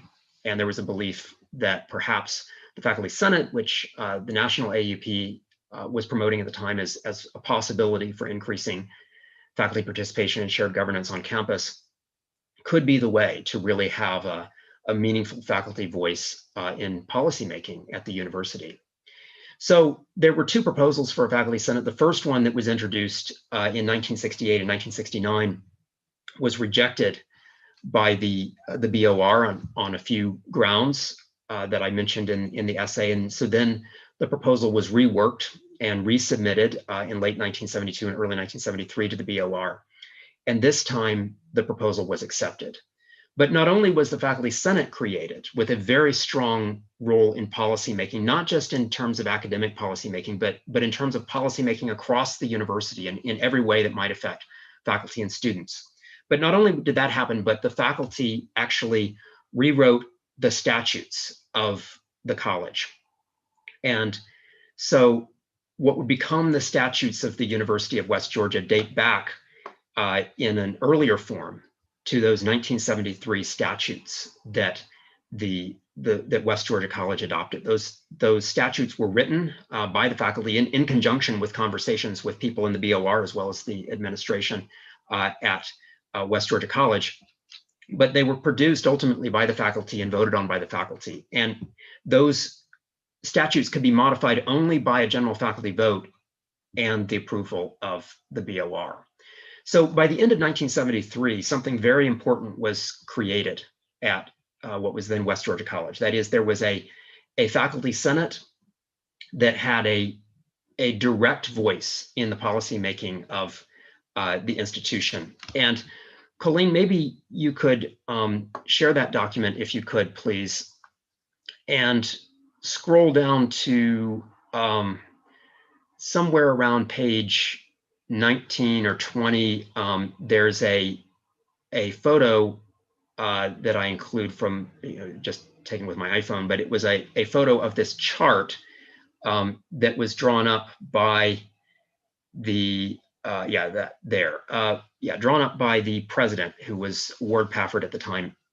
And what you can see is that on January 11th, 1973, this proposed Senate was going to have a direct channel to the president. That is, there would be Faculty Senate committees moving forward to make recommendations to the Faculty Senate. Faculty Senate would vote. On the left-hand side, you can see they make recommendations. It goes directly to the president. What's also interesting is that even with the rest of the university, where you have not only the deans of the different schools, as they were called at the time, like the School of Education and School of Arts and Sciences, but you also even have the Director of Fiscal Affairs, as that person was called, and the Director of College Relations and Planning, and those, and even the Vice President and Dean of Faculties. Those people would ultimately make recommendations that would, in many cases, be filtered through, as you can see on the right-hand side, Senate policy recommendations and other matters concerning the welfare of the college. There was a recognition that the Senate policy making could be quite broad, quite sweeping, and that it would have a very important role in the institution that would go directly to the president. Now, that system remained with some modifications for the next several decades. And there were moments when that was tested. That is moments, for example, especially of college reorganization, as I note in the essay, where some of this was tested a bit, but also moments where this was really strengthened, and oftentimes strengthened as a result of the tests. And so in the latest revision to this that I made in the document I sent out yesterday evening, I briefly noted one moment in 2011 when there was an expansion in some ways of the Faculty Senate's role as an advisory body across the university. But I think maybe a particularly significant moment came in 1995, 1996, when, at the request of the BOR, a significant portion of the statutes for the university were removed from the statutes in order to pare down the statutes to the most essential things, and were put into this new document called the Organizational Policies and Procedures, or what's sometimes just known as Policies and Procedures. And we've had that document now for 25 years. And there was a threefold structure created of university policy. So the Faculty Senate would have control over the faculty handbook. That is, everything that's passed by the Faculty Senate to create modifications in the faculty handbook could become modifications to the faculty handbook upon the approval of the president. Then the next layer would be the organizational policies and procedures. Those would require a general faculty vote. The Faculty Senate would vote and then send those proposals to the general faculty. And we just did that earlier this afternoon in this very meeting, where we voted to send a proposal about the modification to the charter for UPC to the general faculty for a vote at their general faculty meeting in April. Those general faculty meetings used to be really important, really big deals, I would say, where they passed significant policy. I think in recent years, maybe we're not quite used to that with the general faculty meetings. They become a little bit more informational than policy making, at least in my experience. But the original purpose of those general faculty meetings was to create policy for the university. And so there is a significant amount of policy for the university that can only be passed by the general faculty. And then the final layer would be modification to the statutes, which not only requires a general faculty vote, but also the approval of the Board of Regents. Now, what we have seen with Procedure 1002 is a modification, and I would argue an unfortunate modification, of something that happened in 2016. So in 2016, under the Kyle Marrero administration, a new policy was created, or two related new policies were created, 1.2.1 and 1.3.1. And Colleen, maybe if you could go to the links, the web links for those two policies, that might be useful. Yeah, I think it may be under 1.3.1. Let's try 1.3.1. There's a diagram, I believe, that I want to see. I want everyone to see. Can you see it? Did it take you? Well, no. I see, what I see is just the list of the link. I don't see. Okay, let me see if I can.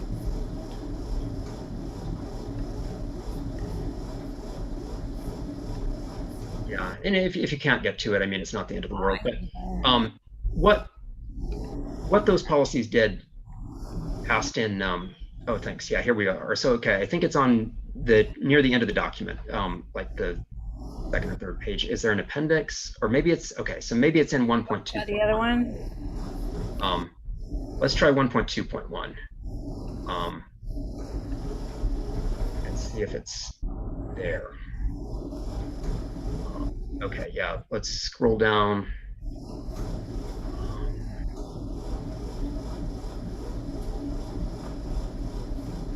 Around a bit.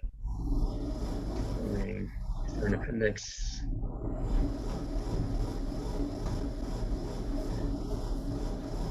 Oh yes, yeah. Okay, here we are.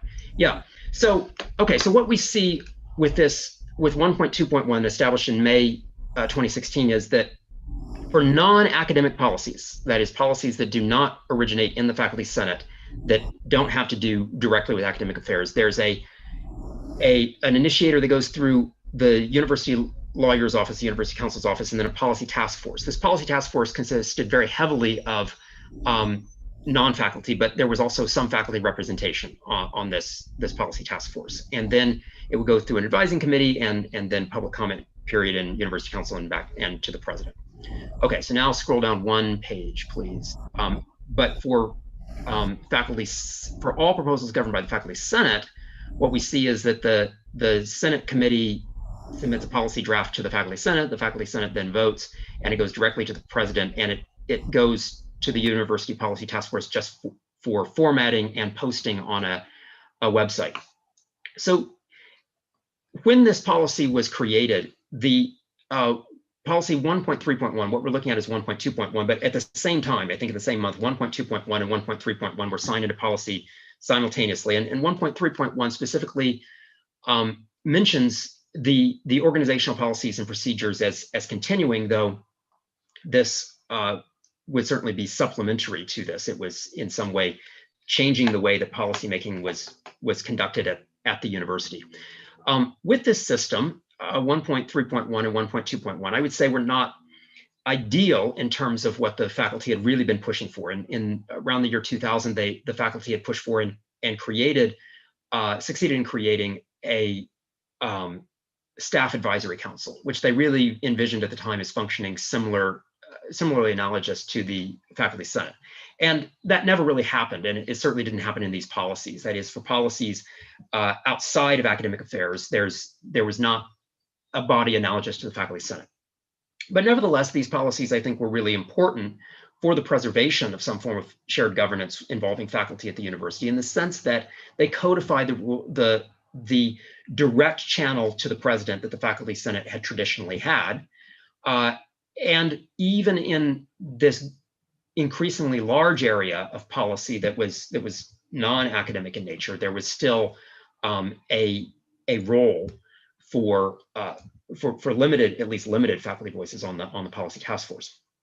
But Procedure 1002 has now changed that. First of all, this procedure, while the University Council has said it's for non-academic policy, there's no clear differentiation in this between academic policy and non-academic policy. And in regard to academic policy, what this really appears to say, if there is a realm for additional academic, for a separate category for academic policy, it would be in two areas. One is the Faculty Senate still has control over the faculty handbook, though that faculty handbook is very directly subordinate to, as we can see in the third paragraph under statement 1, policy statement here, departments and units may create guidelines, toolkits, or handbooks to compile, clarify, and support published policies and procedures, but the policies and procedures, including institutional, organizational, supersede any conflicting language and guidelines or handbooks. And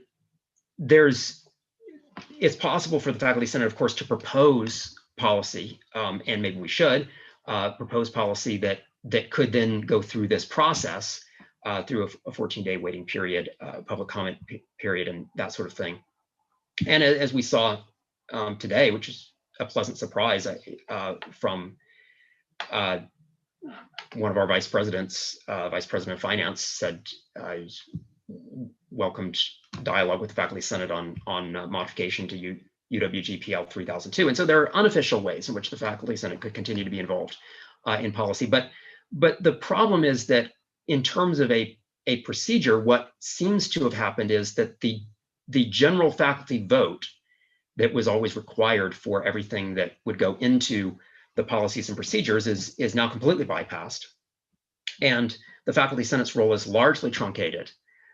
And furthermore, while this isn't directly in the procedure 1002 itself, I have concerns over communications coming to me from the Office of Legal Affairs that I reproduced in the essay that strongly suggest that the Office of Legal Affairs considers the policies and procedures subordinate policy or really non-binding policy compared to these new policies, when in fact the policies and procedures, as I've noted, come directly in modified form from these statutes that were the cornerstone of university policy since 1973.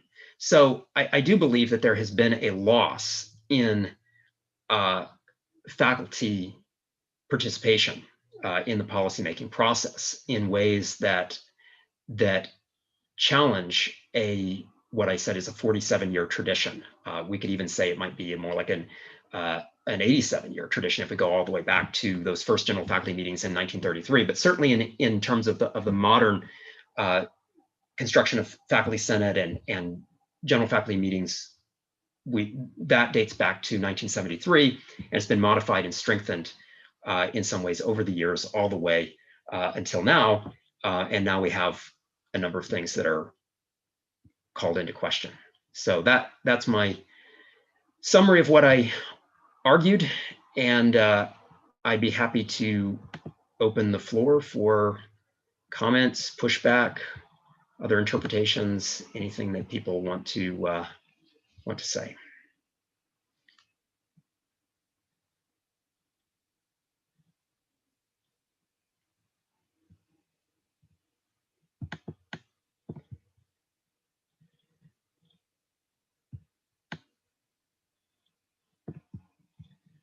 Let's see.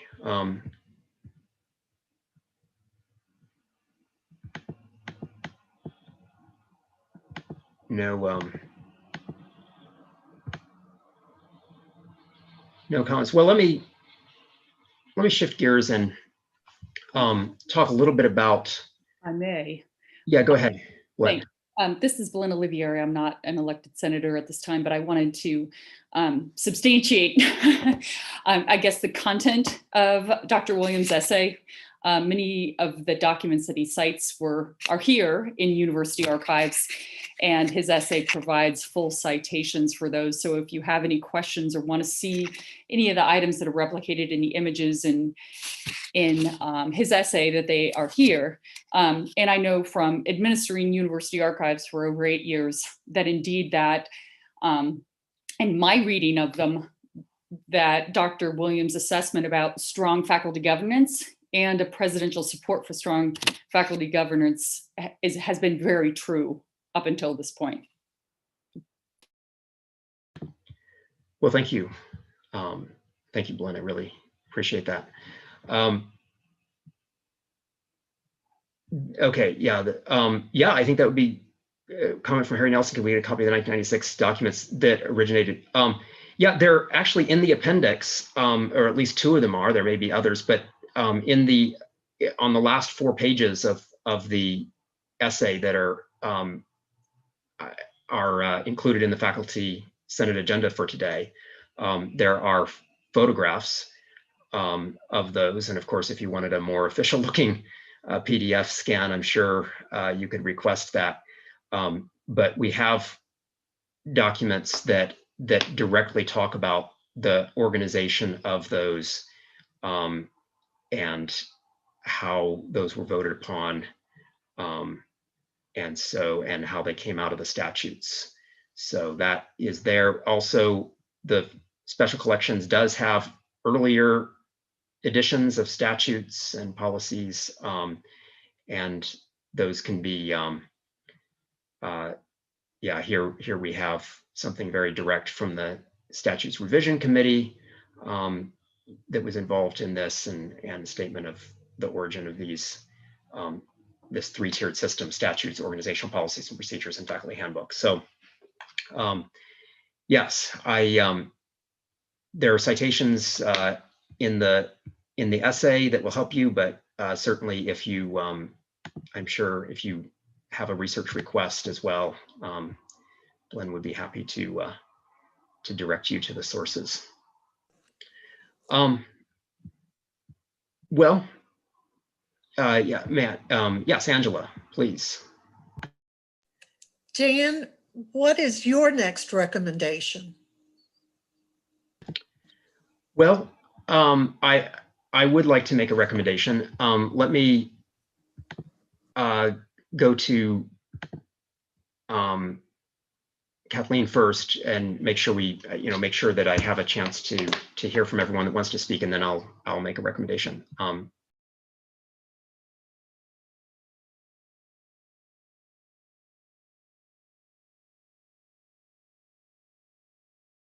Kathleen, we can't hear you, so you might be muted. Yeah, I hit the raise hand by mistake. Sorry. Okay, well, we have, let's see.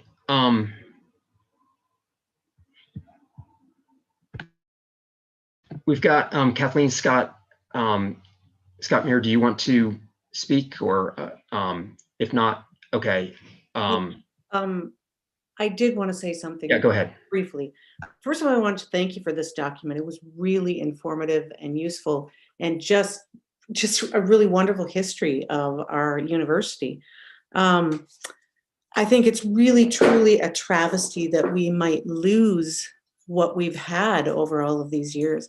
And I think that we really should do everything that we can to push back on the encroachment of our value to the institution. I was struck in earlier iterations as to how administration overtly cited the use of faculty and their knowledge. And in addition, I really think that we should, I like the idea of going to AAUP and asking for their help, and I strongly support that, that option. Patrick. Yes, thank you. I would like to also, because you've been such a meticulous collector of evidence here, just like to offer as just a very recent but repeated evidence of the disregard for our policies and procedures, the refusal of the current administration to call a special meeting of the Faculty Senate, which has been requested twice by the required number of senators over this current academic year, and rejected each time. So not that we needed further evidence, but just wanted to submit that because that's very fresh and demonstrates, I think, a disregard for the policies and procedures as something that is absolutely non-binding to the executive. And not to peg too much on this, but it reminds me of our last federal administration that really visualized or realized for most of us in the country how much norms and traditions actually are important in running any kind of civic body. That oftentimes we believe that we're sort of a community of laws and rules and justice and so forth, but that ultimately whether those are enforced or violated very much depends on, number one, the willingness of the executive to actually abide by them, and two, for others to actually stand up and remind the executive of any violation or their obligation to abide by them. So to me, it's very much an erosion of norms and conventions that ultimately ensure that our university functions. And so these are not meaningless. And so I do concur that we need to then find some kind of outside authority that can give their counsel to us and then ultimately pass it on to our administration in some way. Thank you. Well, thank you. Yeah, there are a couple questions that have been come in, some to the general chat, some privately to me, and I want to read those and answer to the extent that I can. So one of these questions was, is ultimately the president approves Senate minutes and anyone can request a policy creation or modification. Why can't the faculty senate create or modify policy as normal and then submit to the Office of Legal Affairs? And so I'll attempt to answer this, and other people may want to weigh in on this as well. So I think that is true. And that is something that the University Council has emphasized and the administration has emphasized in communication, that sure, we can request a policy creation or modification. And there are several things that I would say to that. First of all, if the Faculty Senate is only in the status of any person on campus, any person can request a policy and send that forward, that's a problem. And we have never had to submit policy to the Office of Legal Affairs first and have it reviewed by a presidential cabinet. So this is a change, in my view, a change that implies a reduced role of the faculty in direct communication with the university administration. But I think more seriously, the problem with this model is that, first of all, as we saw this week, there are a lot of things that are coming to the faculty from entities outside of the Faculty Senate. So in other words, sure, the Faculty Senate could be one player among many on campus proposing policies. But if a significant number of policies that directly affect faculty, as maybe UWGPL 3002, among other policies might, and if they're coming out, if they're being created without faculty voices in the process, that can be a serious problem for the faculty. That I am trying to work within the system. I'm trying to do research as Faculty Senate Chair to find out what policies are coming down the pike. And I really believe I mean, this is a hypothetical, but I kind of think that had I not sent that email to the Faculty Senate on Wednesday, and had we not started a discussion of this, that we wouldn't have had the statements that we did from the administration about being willing to work with the Faculty Senate that we had at the beginning of this meeting, which was a pleasant surprise. In other words, I wasn't contacted before this, whereas if we had an institutional policy that said something very strong and direct about the role of the Faculty Senate's role in creating policy, that I think people would, as a matter of course, contact the Faculty Senate to talk about some of these policy changes in advance.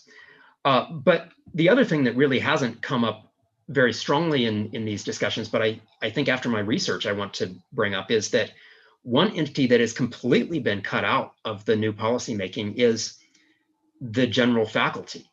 That if we have moved entirely away from the model of the organizational policies and procedures, we've just ended whatever was, really the last vestiges of what was left of a 47-year tradition from 1973 to the present, where the general faculty, not just the Faculty Senate, but the general faculty with their votes has a significant role over policymaking at the university, and that's not happening. So I do think that there are a number of reasons to be concerned about this, and maybe there are some other points that could be made as well. There are other comments that are coming in, but I want to go back to those people who've raised their hands, and I know Emily, you've been waiting for a little while, so the floor is yours. I just wanted to speak based on my time on the Academic Policies Committee, the APC of the Faculty Senate, that whenever we propose a policy, we do extensive legwork to check with every single unit at the university, the general faculty. I mean, we don't have a general faculty vote, but we really make an effort to collect as much feedback as possible, to talk to the Center for Adult Learners and Veterans, just different things. And so we do all of this before the policy is even proposed, pre-proposing feedback. And because the APC agendas and minutes are up on the Faculty Senate website, all of our feedback collection is transparent. And so anyone who wanted could go and see exactly what feedback we collected and how we took that into account when we made the policy. And so in addition to shutting out the faculty, one thing that troubles me about this process is that we have no idea who the proposers of the policies under procedure 1002, what sort of legwork or feedback they may have done, like, is completely unknown to us. And so we don't have a chance to see how the policy was developed or who was checked with. And as I've served on this committee, I've really seen that the more voices you have included at the earlier, like, the better the policy ends up being, because none of us can think of every possible scenario. And so I agree with the points you are making. I just wanted to offer a critique from a different standpoint, that we don't see that, like, pre-proposal feedback. And if any is done, that it's not transparent, where we don't know how what feedback has been offered. Yes, thank you. I very much appreciate that. One of the other questions, so I'm just kind of taking these questions in order, and anyone is free, of course, to raise their hand and jump in. But another question here is, what was the rationale given for the creation of Procedure 1002? And I had invited the University Council to be present, who would probably be best suited to answer a question like that. But I did have a meeting with the University Council and the Provost to talk about this issue. And I can just tell you what what was stated, and I think that there was a view that this was simply standard, a standard procedure, as the president has said in his email. This was, I think he used the phrase, industry standard. This is just part of the or standards in our industry, I believe is what he said. And so the idea is that there's nothing unusual about this policy. This is the way universities are generally run. It was, I guess, the view of the administration is it's not a radical change. It's and their view is that it does not affect the faculty nearly as much as what people have, or what some faculty, including myself, think. That's the general view, that it pertains to university-wide policy, and most of that is not directly concerned with academic affairs. It transcends the different units, is the idea. So I guess that's as much of a rationale as I've been given for this. I think that it has it both fits into and has perpetuated or has exacerbated to some degree a general trend that I see in the university, which is toward faculty and even the entire academic affairs being treated as simply a division, and an important division to be sure, but just a division in this much larger university. And so the focus is really on making policies that transcend the institution, in which faculty will be only one relatively small voice in the process. And I think that was the case with UWGPL 3002, which was the latest, simply the latest policy to be proposed this week.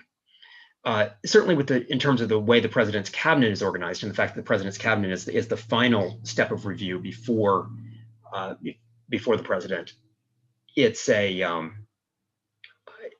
fact that only 4 people on that 20-person cabinet come from academic affairs, and that none of the people are full-time non-administrative faculty members, would certainly imply that move toward away from this earlier tradition at our institution at West Georgia College and then the University of West Georgia, of really seeing the faculty as primary voices in this in the creation or proposing of policy. As far as the provost is concerned, and I think I mentioned this in the document, as far as the provost is concerned, that this doesn't really change the faculty senate's work, that the faculty senate can continue to function as it always has and send material directly to the president. And I think the reason that he can claim that is largely because I think he views most of what the faculty senate is doing as not creating the sort of policies that are governed by Procedure 1002. The sort of policies that we create, I think he would see as something that are confined to a particular division in the university, if I'm reading that correctly. That's certainly what the University Council seemed to say in her comments. And I think that is a different view than the way that, I guess, procedures for modification of policy have traditionally been structured at this university, both in all of their incarnations, in terms of the general faculty vote to revise the statutes in 1973, in terms of the new structure that was created in 1995 to 1996, with the organizational policies and procedures being taken out of the statutes and subject to a general faculty vote, as well as, of course, the statutes continuing to be subject to the general faculty vote. And then with the 2011 revisions of the Faculty Senate's role that expanded some of the Faculty Senate's purview over particular areas. And then even in the 2016 revisions that very clearly carved out a role for the Faculty Senate in policymaking that would offer this direct channel to the president. So for those reasons, I think, I do see this as significant and as a change, but the university administration has generally said that, have implied that it's not. Let me just check the chat. I've been kind of monitoring it. I want to make sure that there's nothing outstanding in terms of questions that I have not addressed. So let me go back to the question that Angie asked a few minutes ago. Seeing no further comments right at the moment, I'll go back to that question, which is, what do I recommend? Well, what I will say is that I came to this meeting intending to recommend that we call on the AUP National for a case letter. And I still think that there's a good argument to be made for that. Certainly before this meeting, when I tried to have a Faculty Senate discussion where all faculty senators could directly ask the administration about these matters, there wasn't openness to that. The request for a special meeting was rejected, and even the presence of someone who really could speak directly to Procedure 1002 at this meeting was not accepted. But we did see two things in this meeting that I think are significant, and that I want us to consider before moving on with a vote. And that is the statement from John Haven that he was open to talking with us about UWG-PL 3002, which we'll get to. I don't want to jump the gun on that because we have one more important agenda item to get to before that. But before we end the meeting, we will talk about the creation, perhaps either of an ad hoc committee or running it through a standing committee, but we'll talk about ways in which over the next week or so, we can begin that direct dialogue with the Division of Finance and talk about modifications to UWG-PL 3002 that might be substantive. That was a pleasant surprise to me. And so I think that needs to be taken into consideration. We also have this comment that's public comment, so I'll read it from Harry Nelson to everyone. It says, since organizational policy and procedure falls under the USG Charter for Faculty Senates, an option might be to codify the document more explicitly in the current format. And I know that Harry can't speak directly for Christy Carmen, but that statement implies to me that there might be some opening that I didn't see before from the Office of Legal Affairs to have us maybe add some codification. And this was actually something that I offered in the document that I sent out, that essay.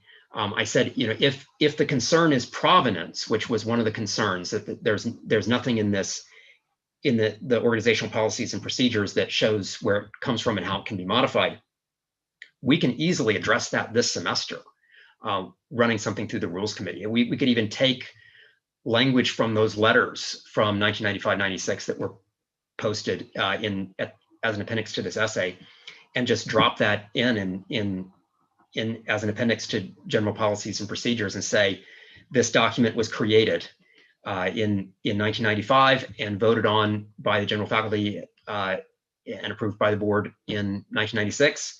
And all modifications to this must go through a general faculty vote. I mean, we could do that.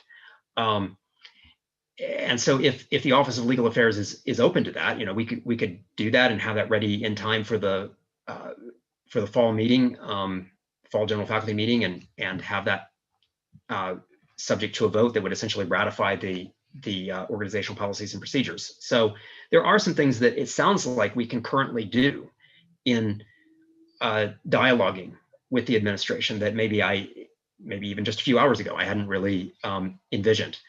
On the other hand, you know, some people may feel like while we could still pursue those things, we also have so many concerns that maybe calling on the AUP National might not be a bad idea. But Blinn, I think you would like to speak. Thank you. I just wanted to say that VP Haven obviously has an important role as a vice president at this university. And I'm glad to see a lot of indications from some vice presidents to communicate and open to modifying things and considering things. But, you know, that he, in his position, in the long history of our university, his duration is very short and could be very short. And so I think what's important is to continue to codify the role that Faculty Senate has in shaping university policy. And that's my big concern. And that's what I'd like to I think should be the emphasis. Thank you. Yeah.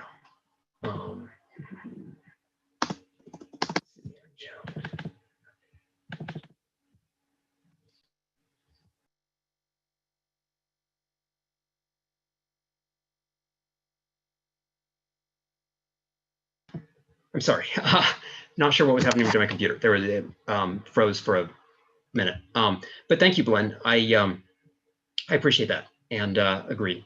So thank you. Other comments? Anyone else would anyone else like to weigh in? And see another comment.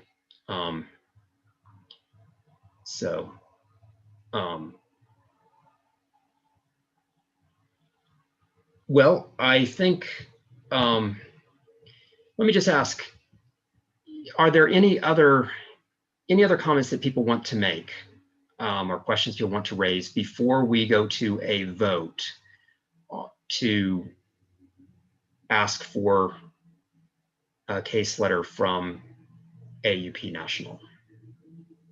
Does anyone want to speak to this question? Say anything that hasn't been said?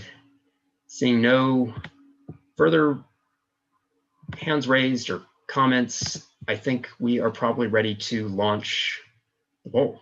So, Colleen. Oh, actually, no. Let's just pause that. I guess I have I've introduced this as chair, but I guess we need a second. Because this didn't come from a chair of committee. So yeah, we've got a couple people seconding it. So, okay, we're ready to go with the poll. Proceed with the vote.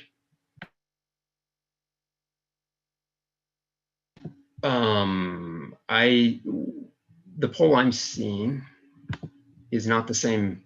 It's not the question.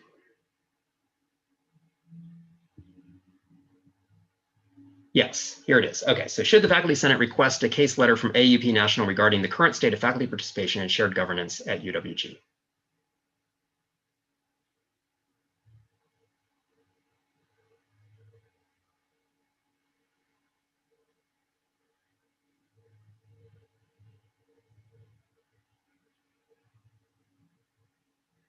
Passes. Okay, looks like it's 33-6. Very good, and with 5 abstentions. Thank you. Okay, so now very quickly, we have voted to request this letter. So the question is, how do we do this logistically?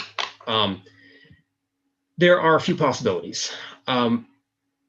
one is I could, as faculty senate chair, I could communicate directly with the AUP. The other is I could work jointly with the AUP chapter here, which would probably be, I think, wise to do. And we could even hold off on this until their meeting on Wednesday to see if they want to also vote to authorize this, in which case we would then shortly after next Wednesday in early April send a communication.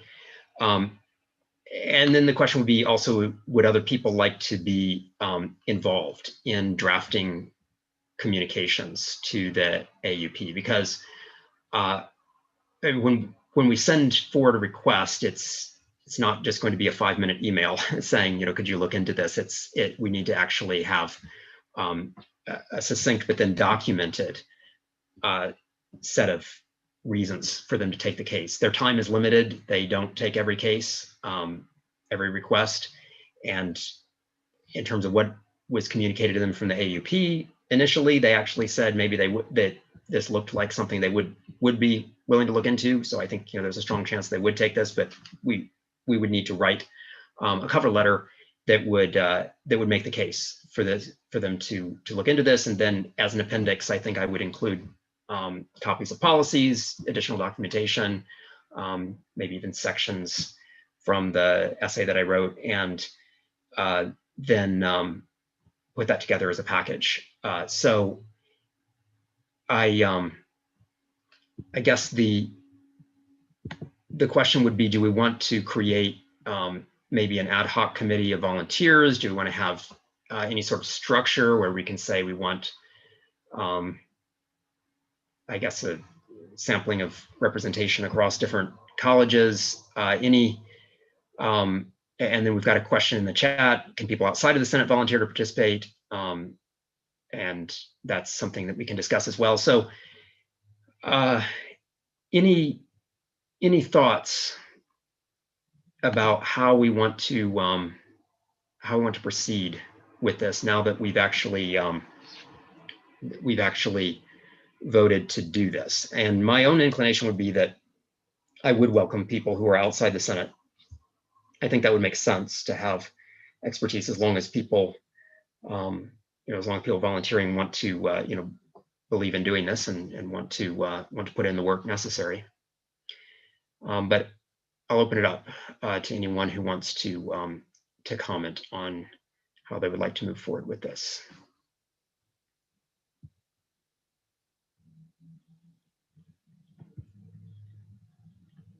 I don't see a whole lot of people jumping on this, so let me just say that would there be objections if we did a couple things? First of all, that we will not send anything to the AUP National until at least the end of next week, because I want to give the AUP a chance to talk about this issue themselves on Wednesday. Either way, we are going to talk to the AUP, because even if the AUP chapter decides they don't really want to join in, we have actually voted to do this, so we need to move forward and do this. But during this week, what we would do is I would issue a call for anyone who wants to help out with this to just contact me, and we would have to work quickly.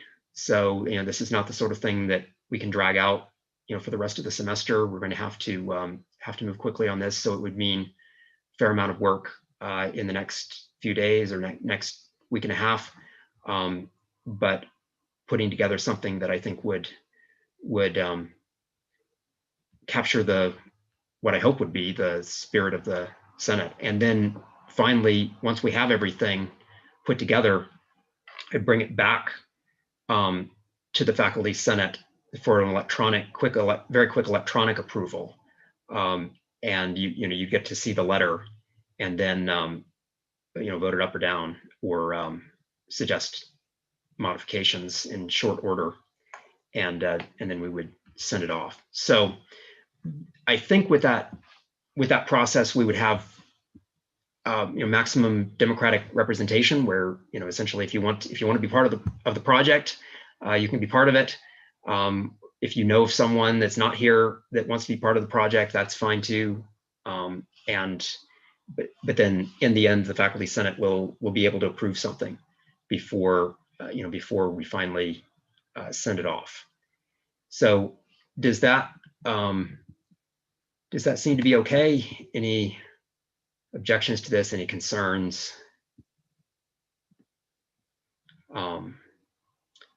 Seeing none, sounds good. I'll send out an email at the end of the meeting. So now I think we are ready for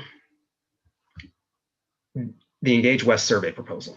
That was also in the appendix, and I think that David Nickel may be able to speak to this. Yeah, hi everyone. Listen, before I get into this may be dead on arrival, and I'll talk about why, but I thought I'd walk through this first.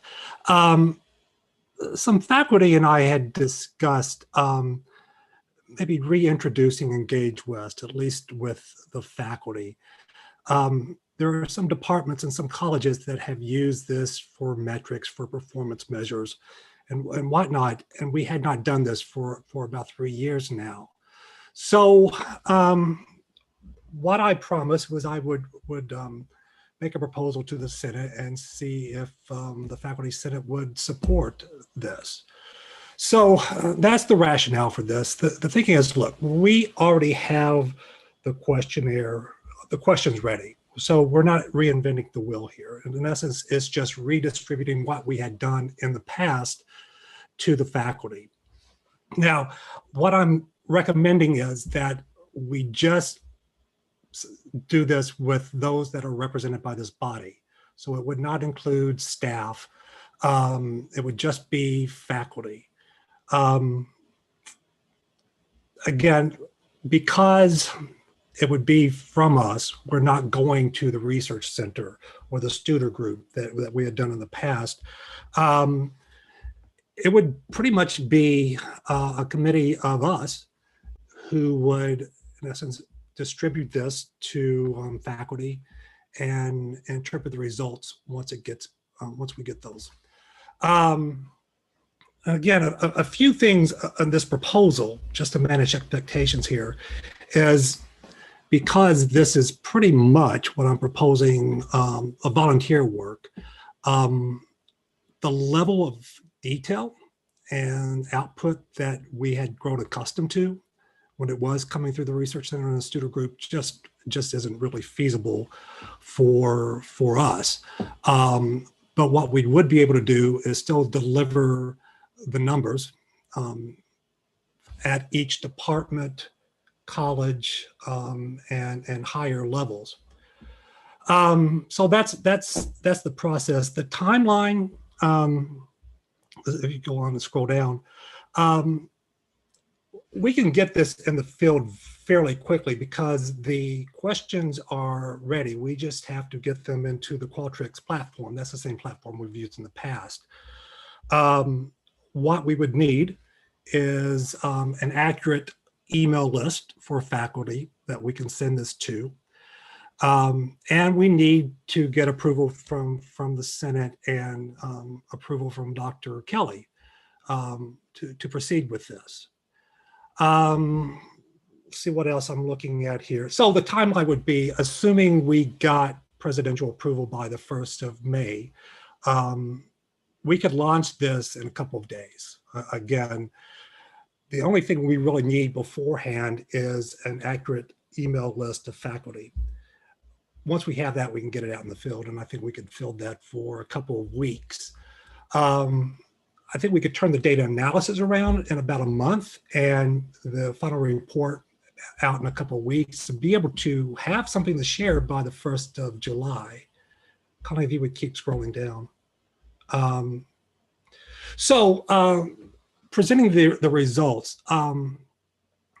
what I'm proposing here is that because if we do this, it would be from us, from the Senate, that each representative would be responsible for disseminating this information to the respective departments and colleges. So in essence, we would share, we being the committee that puts this together, would share this with you, and then you would share this with your college or department. which leads me to the last thing is a call for a committee. If we were to do this, we need to have a group. And what I'm suggesting is we have a representative from each college that can just help us make sure that we have accurate faculty list, and that we have all the names right for department heads and deans and so forth. We would need help with doing either the analysis or help putting together the final report or presentation. So if someone who would be willing to volunteer has skills in either of those areas, it would be very helpful. So that's the proposal. And that's what I'm putting in front of you. Now, as I led off with this, I said this may be dead on arrival.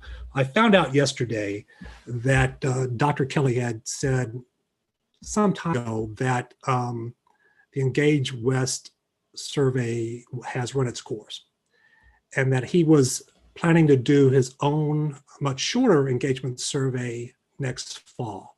Now, again, I just heard about this yesterday.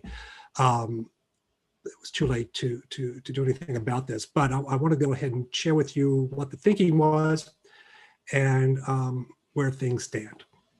So with that, I'll turn it back over to you, Dan. Okay. Well, thank you. And so we'll open up the floor to comments on this proposal. So to summarize, basically, the idea behind this is that it would be useful to get faculty opinion, to have and to use the questions that were used 3 years ago in our last Engage West survey as a baseline. And so we would replicate those questions, that you're calling for the creation of a Senate ad hoc committee with representation from different colleges and schools on campus, and a timeline that would allow this survey to take place this semester in May, right before the beginning of the summer term. And so if we vote to authorize this, what we'd be voting for would be the creation of that committee and the authorization for that survey. That there was a question that was that I received from a faculty senator that said, how will this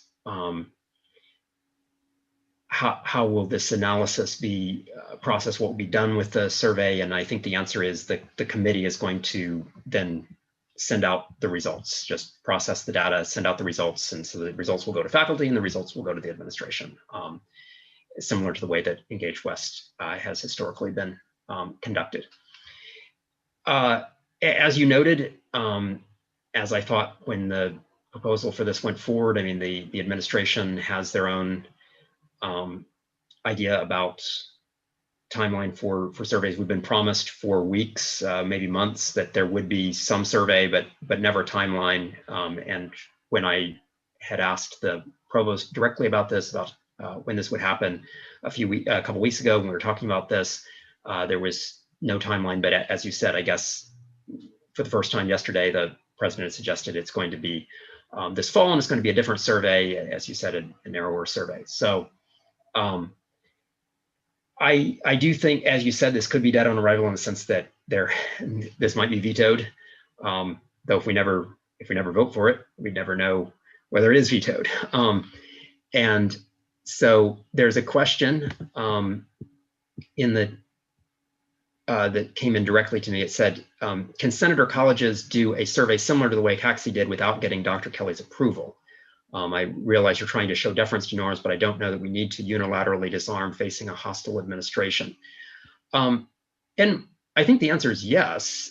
I guess the question would be, though, could we use the Engage West questions and have a direct comparison with the Engage West survey of 2018, and could it be university-wide? And I think the answer to that might be no. And so it says there are a couple questions or comments in the chat. It's one of the advantages of using the same survey questions as before is that we can examine change over time, and that's certainly true. And then another question that came in, I think, as a private message to me is, what was the rationale behind not wanting to continue with Engage West. I wasn't there for that conversation, so I can't speak directly to that. I'm not sure a rationale was given. Is that correct? No, I do not know. So we don't have a rationale. I guess, people can assume what they want. Let's see. So then how would this, another question, how would this intersect with the strategic planning scorecard for academic affairs mention of an employee engagement survey for academic affairs that is included under the employee engagement section? That survey will take place at some point. It sounds like now it's likely to take place in the fall using new questions that will then be given a new name, not called Engage West, but called Employee Engagement Survey.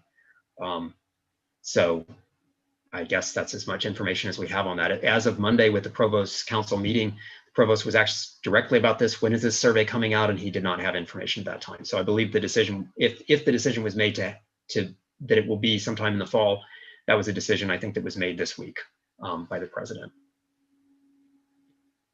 The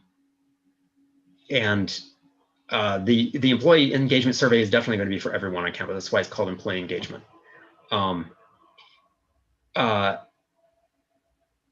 And another private message saying, I would suggest that even though Engage West would be vetoed, the Senate should signify this desire and force the veto. It's another data point, and I think there's a lot of merit to that. I would tend to agree with that. So, Dan, if I could jump in on the one question about the colleges doing it themselves, and the answer is yes. It would not be a faculty senate sponsored survey, however, but the questions are there. They are not owned by the student group. They are owned by the university, and they're actually published on the website. So anyone who has access to it could pull those questions themselves. So I see no reason why if a college wanted to do it themselves, they certainly could. Yeah. I do think that it would be difficult to do a university-wide survey without running this through faculty senate. I guess it's technically possible, but it would be difficult. And then the question would be, would it have less authority, perhaps? And there's one question I think is pretty easy to answer. You could confirm it if you want to, but who will be designing the survey, writing the questions? The answer is they're already written. The committee It would be the exact same questions that we have used. In fact, it's in the appendix of the proposal, the questions we would use. So if Colleen wanted to pull that back up and just show those questions. So nothing will be changed with them, except for the names of department heads and deans and so forth. So yeah, so that is the lesson. Again, this is on our website somewhere in the West Georgia, and I have that link somewhere if you would like it. But in essence, this is where I pulled these questions from, was from that website. And I changed nothing. I did eliminate some that did not pertain to faculty. And if you go down a little bit more, Colleen, you'll see I removed questions 36 through 45 about the immediate supervisor because they really weren't pertinent to us. But in essence, they were the exact same questions as, for instance, the department chair, just with immediate supervisor.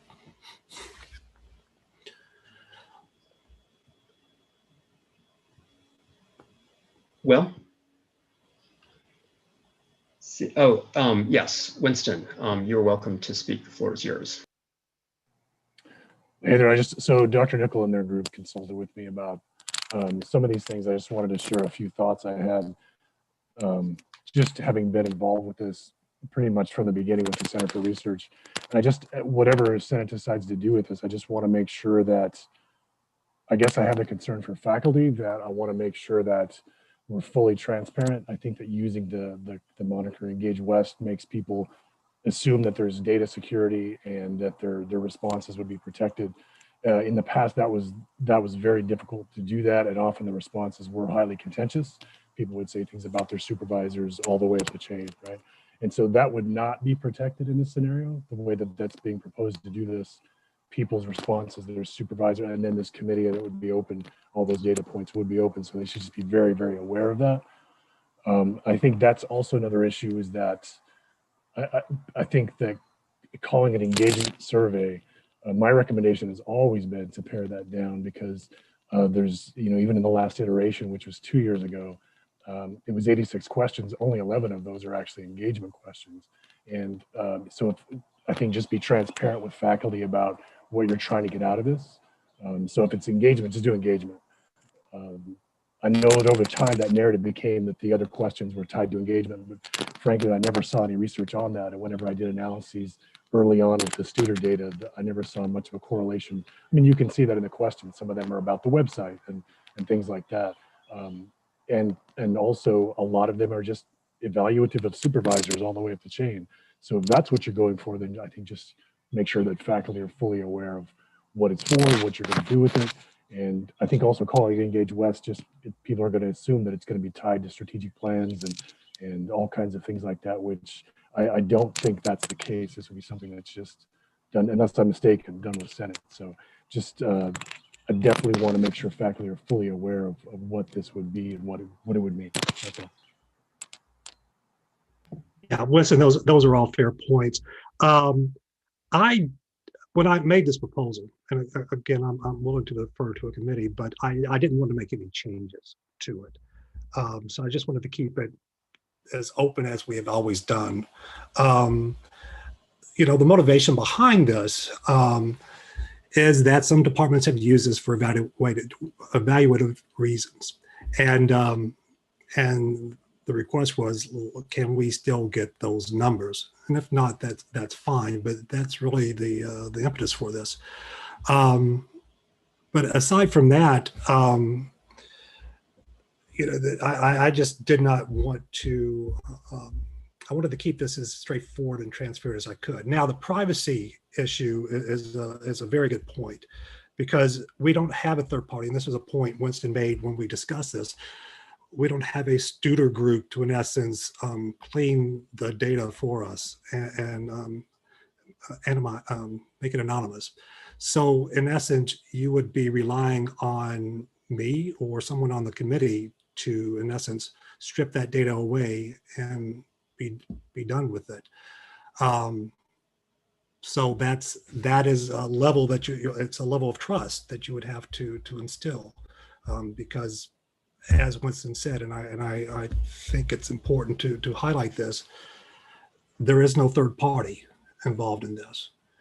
Again, we don't have the resources. The Faculty Senate has no money for this, so this is all volunteer. Yeah, in terms of the privacy issue, I think, let me make sure that I'm understanding the privacy issue correctly. I think the issue of privacy that's stated is that when the comments are, for faculty who choose to write written comments, that those comments could be used to identify them. That's at least one privacy concern. And I know, and so what you're saying is in the past, and this is true, this was true in the CACSI survey that went out a few months ago, that we have some group that scrubs the data, that is, and I think what I would suggest, instead, since you're right, we have no money. I mean, we don't even have $100 as a Faculty Senate to pay someone, let alone the money that would be required to really pay someone to do this. And so we're relying on volunteers. And even if we have volunteers, I mean, those people end up being faculty scrubbing data for other faculty, which gets into its own set of issues. So I think what I would suggest to people is that they just know that going in. In other words, if you know that your written comments will be published, you don't make written comments that you don't want someone else to see, and that could be one way to deal with with at least one layer of the privacy concerns. I think, especially with the very quick turnaround for the survey. That is, if you're planning to administer it in early May and release the results right away, and if you're relying on an all-volunteer committee of faculty members who are not being compensated for this, that would also be reason perhaps to tell people that that this is a more public forum than people imagine. That said, I think there's another issue that I want to make sure we're clear about. Aren't there ways in Qualtrics surveys to keep respondents anonymous? And I think the answer to that is yes, right? In other words, there's no way that IP addresses would be collected from this to then go back and say, these particular faculty members gave a rating of 1 to their supervisor, instead of 5, to their department chair instead of 5. That would not be done with this, correct? That's not the sort of privacy level we're talking about. We're talking. However, one thing we will need to do is to make sure that we have a unique URL for each respondent, so someone couldn't answer multiple times. And so that will go, a unique URL will go to each individual email address. So no, there shouldn't be identifying information on there. And if there is, I will eliminate it right away. But just be aware that each respondent will have their own unique URL. So just to add to that, so that's both, I think I see Colleen's point too, both those are partially right. In Qualtrics, you can set it to be anonymous. The problem is that you can't, if you then use an anonymous link, like the way you're doing voting, then you could have somebody vote 50 times and there's no way to really check that. To David's point, you can set that so that it's basically, you either have to have the names of all the people beforehand or afterward to verify who is participating in this. This isn't as rigorous as with voting, so if you don't have to worry quite as much. I think you could make this work if you just had a unique link. You just have to have the contact names of all the faculty up front. So to the extent that you could get that, I think you could make that work. Yeah, I mean, I'm not a Qualtrics expert by any means, but I know that we've been doing it all year with our voting, that we've been able to send out unique links and set Qualtrics so that it doesn't allow for double voting. No, you actually haven't. Somebody could vote 50 times. Is that true, Colleen? I think we've protected against that. There's a button that you can push in there, and I set it so that it only allows 1. So as far as I know, you can only vote 1 time. But I think, Winston, you're the one that I talked with the first general faculty vote and setting up Qualtrics, and then Emily McKendry Smith has some experience with it as well. Yeah, it's tricky. Because there are settings that try to foil that, but honestly, you can, unless you're giving people a unique identifier like David's saying, or you have a list of names afterward, if it's just clicking the options for ballot stuffing and things like that, all you have to do really is like on those votes right now, I could go and just delete my cookies and or even just switch browsers and just keep going, or switch to a different computer. Or it's super easy to do. Yeah. They're really the only foolproof way is to know, like what David's saying, is to have the names. No, that's absolutely right. That is absolutely right. I can jump in real quick. Yeah. Please do. For some of for the vote we did to elect Dan as the new president, we did import all the faculty emails, and everyone did have their own unique link to vote in, just like I've done with surveys approved by the IRB. So we know how to do that. I don't think we necessarily do it for every Senate vote, but we have done that. I was thinking back to the question about the issue of the comments and people saying things in the comments. And couldn't we just ask mostly close-ended questions and not offer as many comment blocks? That would make the data analysis, it would give a quicker turnaround. And it would remove the issue of, and I know people like to comment, we want everyone's voice. It seems like that would both streamline the process and make it easier, and then preclude some of the need for that really rigorous data cleaning. I would prefer that, yes. And you can actually get a list. I got a list of all of the full-time faculty, and I believe you can also get a list of the emails of all faculty and staff. And so what I did was I just made in Qualtrics, a contacts list of all 512 faculty that were full-time, and then you can use that to email everyone. And so from my understanding, they all get a separate thing, and then I can pull down a distribution list, and so you can see whose email has bounced back. You can't see their vote, but you can see that they've had something bounce back, or that they've received it, or something like that. So you can sort of see some things, but I can't see how they vote or anything like that. Or even comments. If somebody makes a comment, I don't see who makes the comment.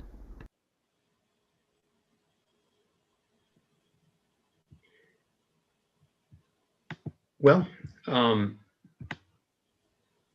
any other comments that people want to make on this proposal? If not, we may be ready to vote on whether to authorize Gage West survey proposal.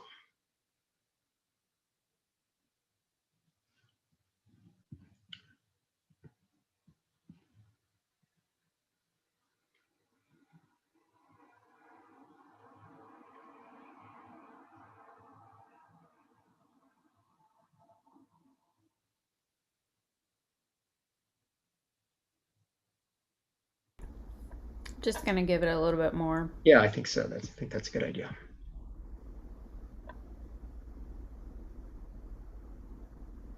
Okay, it looks like it passes at 23-8 with 6 abstentions.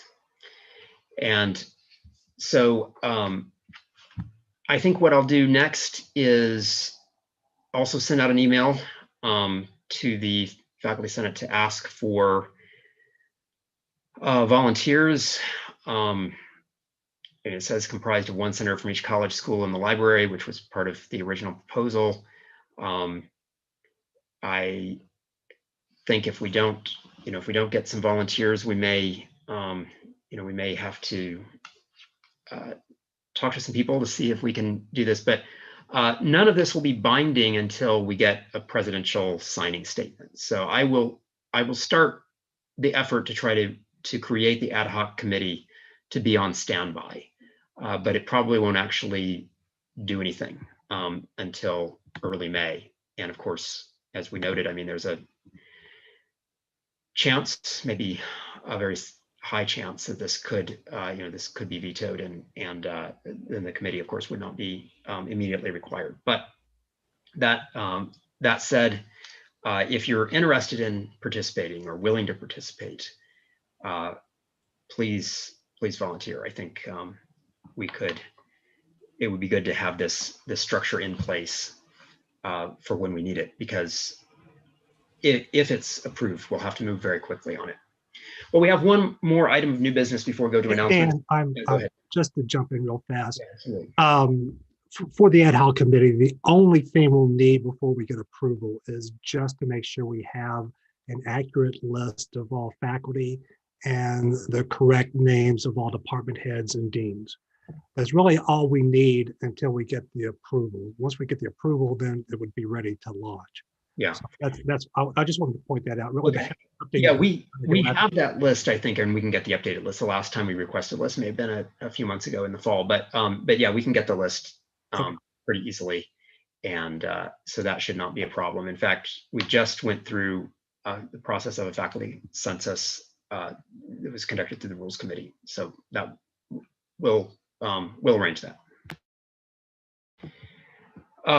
Okay, so the other new business item that we need to discuss is what was actually not on the agenda, but is from the beginning of this meeting, UWGPL 3002 memberships. So what we need to talk about is the creation. Do we want to create an ad hoc committee of volunteers to work with John Haven in suggesting new language for parts of UWGPL 3002? That's one possibility. The other possibility is to run this through an existing committee. I can think of 2 committees on campus that might be well suited for that. Actually, 3. So there's the budget committee, which in dealing with, since this was introduced as a budgetary measure, I mean, that would seem logical. There's the rules committee, which generally deals with all rules like this. I mean, this is a policy, this is a rule. If we were, normally speaking, if we were to actually create one of these policies, it might go through the rules committee. There's also the FDC committee, faculty development committee, that deals with I guess, policies affecting faculty. And although this was created as an employee policy, to the extent that it affects us, it's really a faculty policy that's analogous to other faculty policies like the professional development money, that sort of thing that the FDC normally deals with. So any one of those three committees could, I think, lay claim to this. And so we could run this through one of those committees, and they could engage in conversations over the next week with John Haven. The other possibility is, we could solicit volunteers. I mean, we're already soliciting volunteers for two other things. So, there's a limit maybe to how many new ad hoc committees you want to create in one day, perhaps, but that would be also fairly easy to do, that we could just get people to talk directly to John Haven. The other possibility is, I could engage in dialogue with him directly, and you could send me comments. I mean, that's a possibility. I don't know if, I don't know if that's ideal, but that is one possibility. I will open this up for comments. And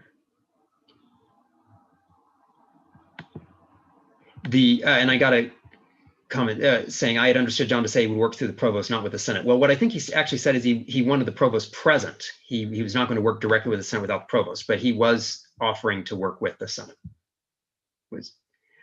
Yes, Laurie, please comment. This was brought through the Vice President of Finance as a financial issue. And so in some respects, this feels like something for the Budget Committee. However, there are aspects of this, as you mentioned, that bring in other committees. So my wonder, or maybe my suggestion, is that we have committee chairs from the committees that are impacted to meet next week with him. That way we can do it quickly without having to schedule whole committee meetings and get a variety of input and not just one type of committee. And just a suggestion. I think that's a good suggestion. So I guess what I would suggest is if we could schedule a meeting with you, Angie from the Rules Committee, Mark from FDC, or any representative that they designate if they are unable to make the meeting, but someone from their committee if they choose, and maybe I could come as Faculty Senate Chair, and we could meet with the Provost and the Vice President of Finance on this.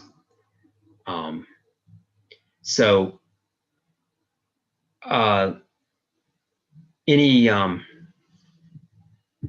other comments or suggestions regarding this? I think that's a good suggestion. Don't see anyone else who wants to jump in on this. So I think. This is Lori again. Okay, yeah, go ahead. As the Faculty Senate President, could you chair that or facilitate that discussion, and then again invite the appropriate committee chairs? Yes, I could certainly do that as Faculty Senate Chair. Patrick. Yeah, I just wanted to comment on this policy that's clearly routed to finance, but it's to me a little bit of a mechanism for fast tracking something to run it through finance, especially in times of budget cuts, when this is clearly a matter of like I expressed in my comments on the survey, that's a matter of both academic freedom and faculty governance and faculty development, certainly.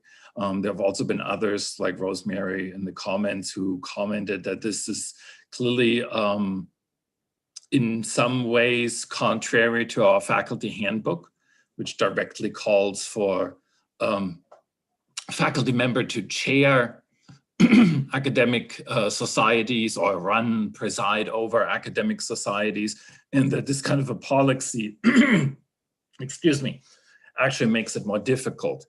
So my point being here is that I think in some ways we also need to resist the idea that this is really just a budgetary issue, because you can set a certain budget for faculty development for everybody, even in budget cut times, and then let the faculty decide individually how they actually apply their faculty development funds, whether they want to spend it on a membership or spend it on travel, if travel is possible. So just to say that it's a budget cut financial issue without actually acknowledging that this is a faculty development academic freedom issue is actually a bit of a, I don't know, shift in issues. Yeah, I think that's a good point. Let me just say that this is obviously not the ideal situation. So the ideal situation would be that this would have come from a committee, would have been faculty generated, and would have come for a vote in the Senate. And so I recognize that this is not, this is the way the administration would like to work with us. It's the best shot that we're going to get, but it's not the ideal. And so when in general in these meetings, I try to emphasize that I cannot speak directly for the Faculty Senate. But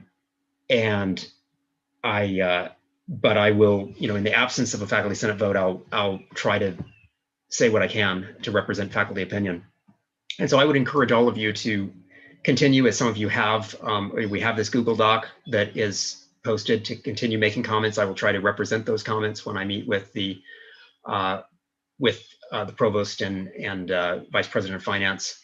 And so I think the chance to continue having input in this is still there, and I would encourage that. I do agree with what you said, that this does get into academic freedom issues. As I said in the email when I sent this out, I think we all understand that there are budget cuts at this university, that we do have a budget shortfall, that we can't necessarily do everything that we were able to do a year or two ago. That said, there are ways that we've tried in the past to work through shared governance to make sure that budget cuts do not infringe on faculty shared governance rights and on academic freedom. And so there might be ways, I think there are ways, that faculty would understand where certain things are cut back, but not subject to vice presidential evaluation in ways that could impinge on academic freedom. And I think that's a point that I would make. A question, let's see if John Haven is still on here. The answer is no to Baruz. It does not appear that he's still on the call. Any other comments that we want to that anyone wants to make before we move on? And I know we're running up against the clock here, even with our expanded time, which I appreciate Colleen setting this for 4 instead of 3 as a closing time, but we are at that moment. I think we're ready now for General Education Assessment Committee update from Angela. Hi, everyone. I won't take up too much time. I've decided actually every month to give just a very brief encapsulation of where we are with our large Gen Ed assessment kind of venture, our framework. And so that's what I want to give you right now very quickly. We will finish the scoring of fall artifacts in April. So that includes artifacts in areas C1, all of E, and B2. And so we're progressing well there. We do have 2 of the 6 core areas actively creating improvement plans right now, which is great. I just heard today that English had a great meeting and they were able to craft an improvement plan and find great solidarity. That was the word used. And that's pretty cool if you use it connected to assessment, I think. I'll be sending requests to faculty in areas B2 of the core, C1, D1, E3, and B1 next week. So you'll be getting randomized requests. Amanda Thomas does the randomization. She sends those requests to me, and then I create small letters. We've revised that a bit to reduce the time that you have to spend reading. And then I'm going to link the directions in both visual as well as written, and you'll get those.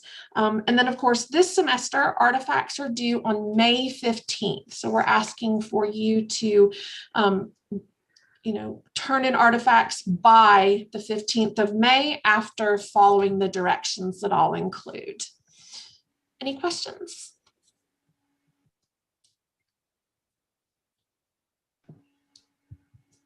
Well, seeing none, thank you. Appreciate that update. Seeing no further comments and no raised hands, I think we're probably ready to adjourn the meeting. Thank you once again. See you next month.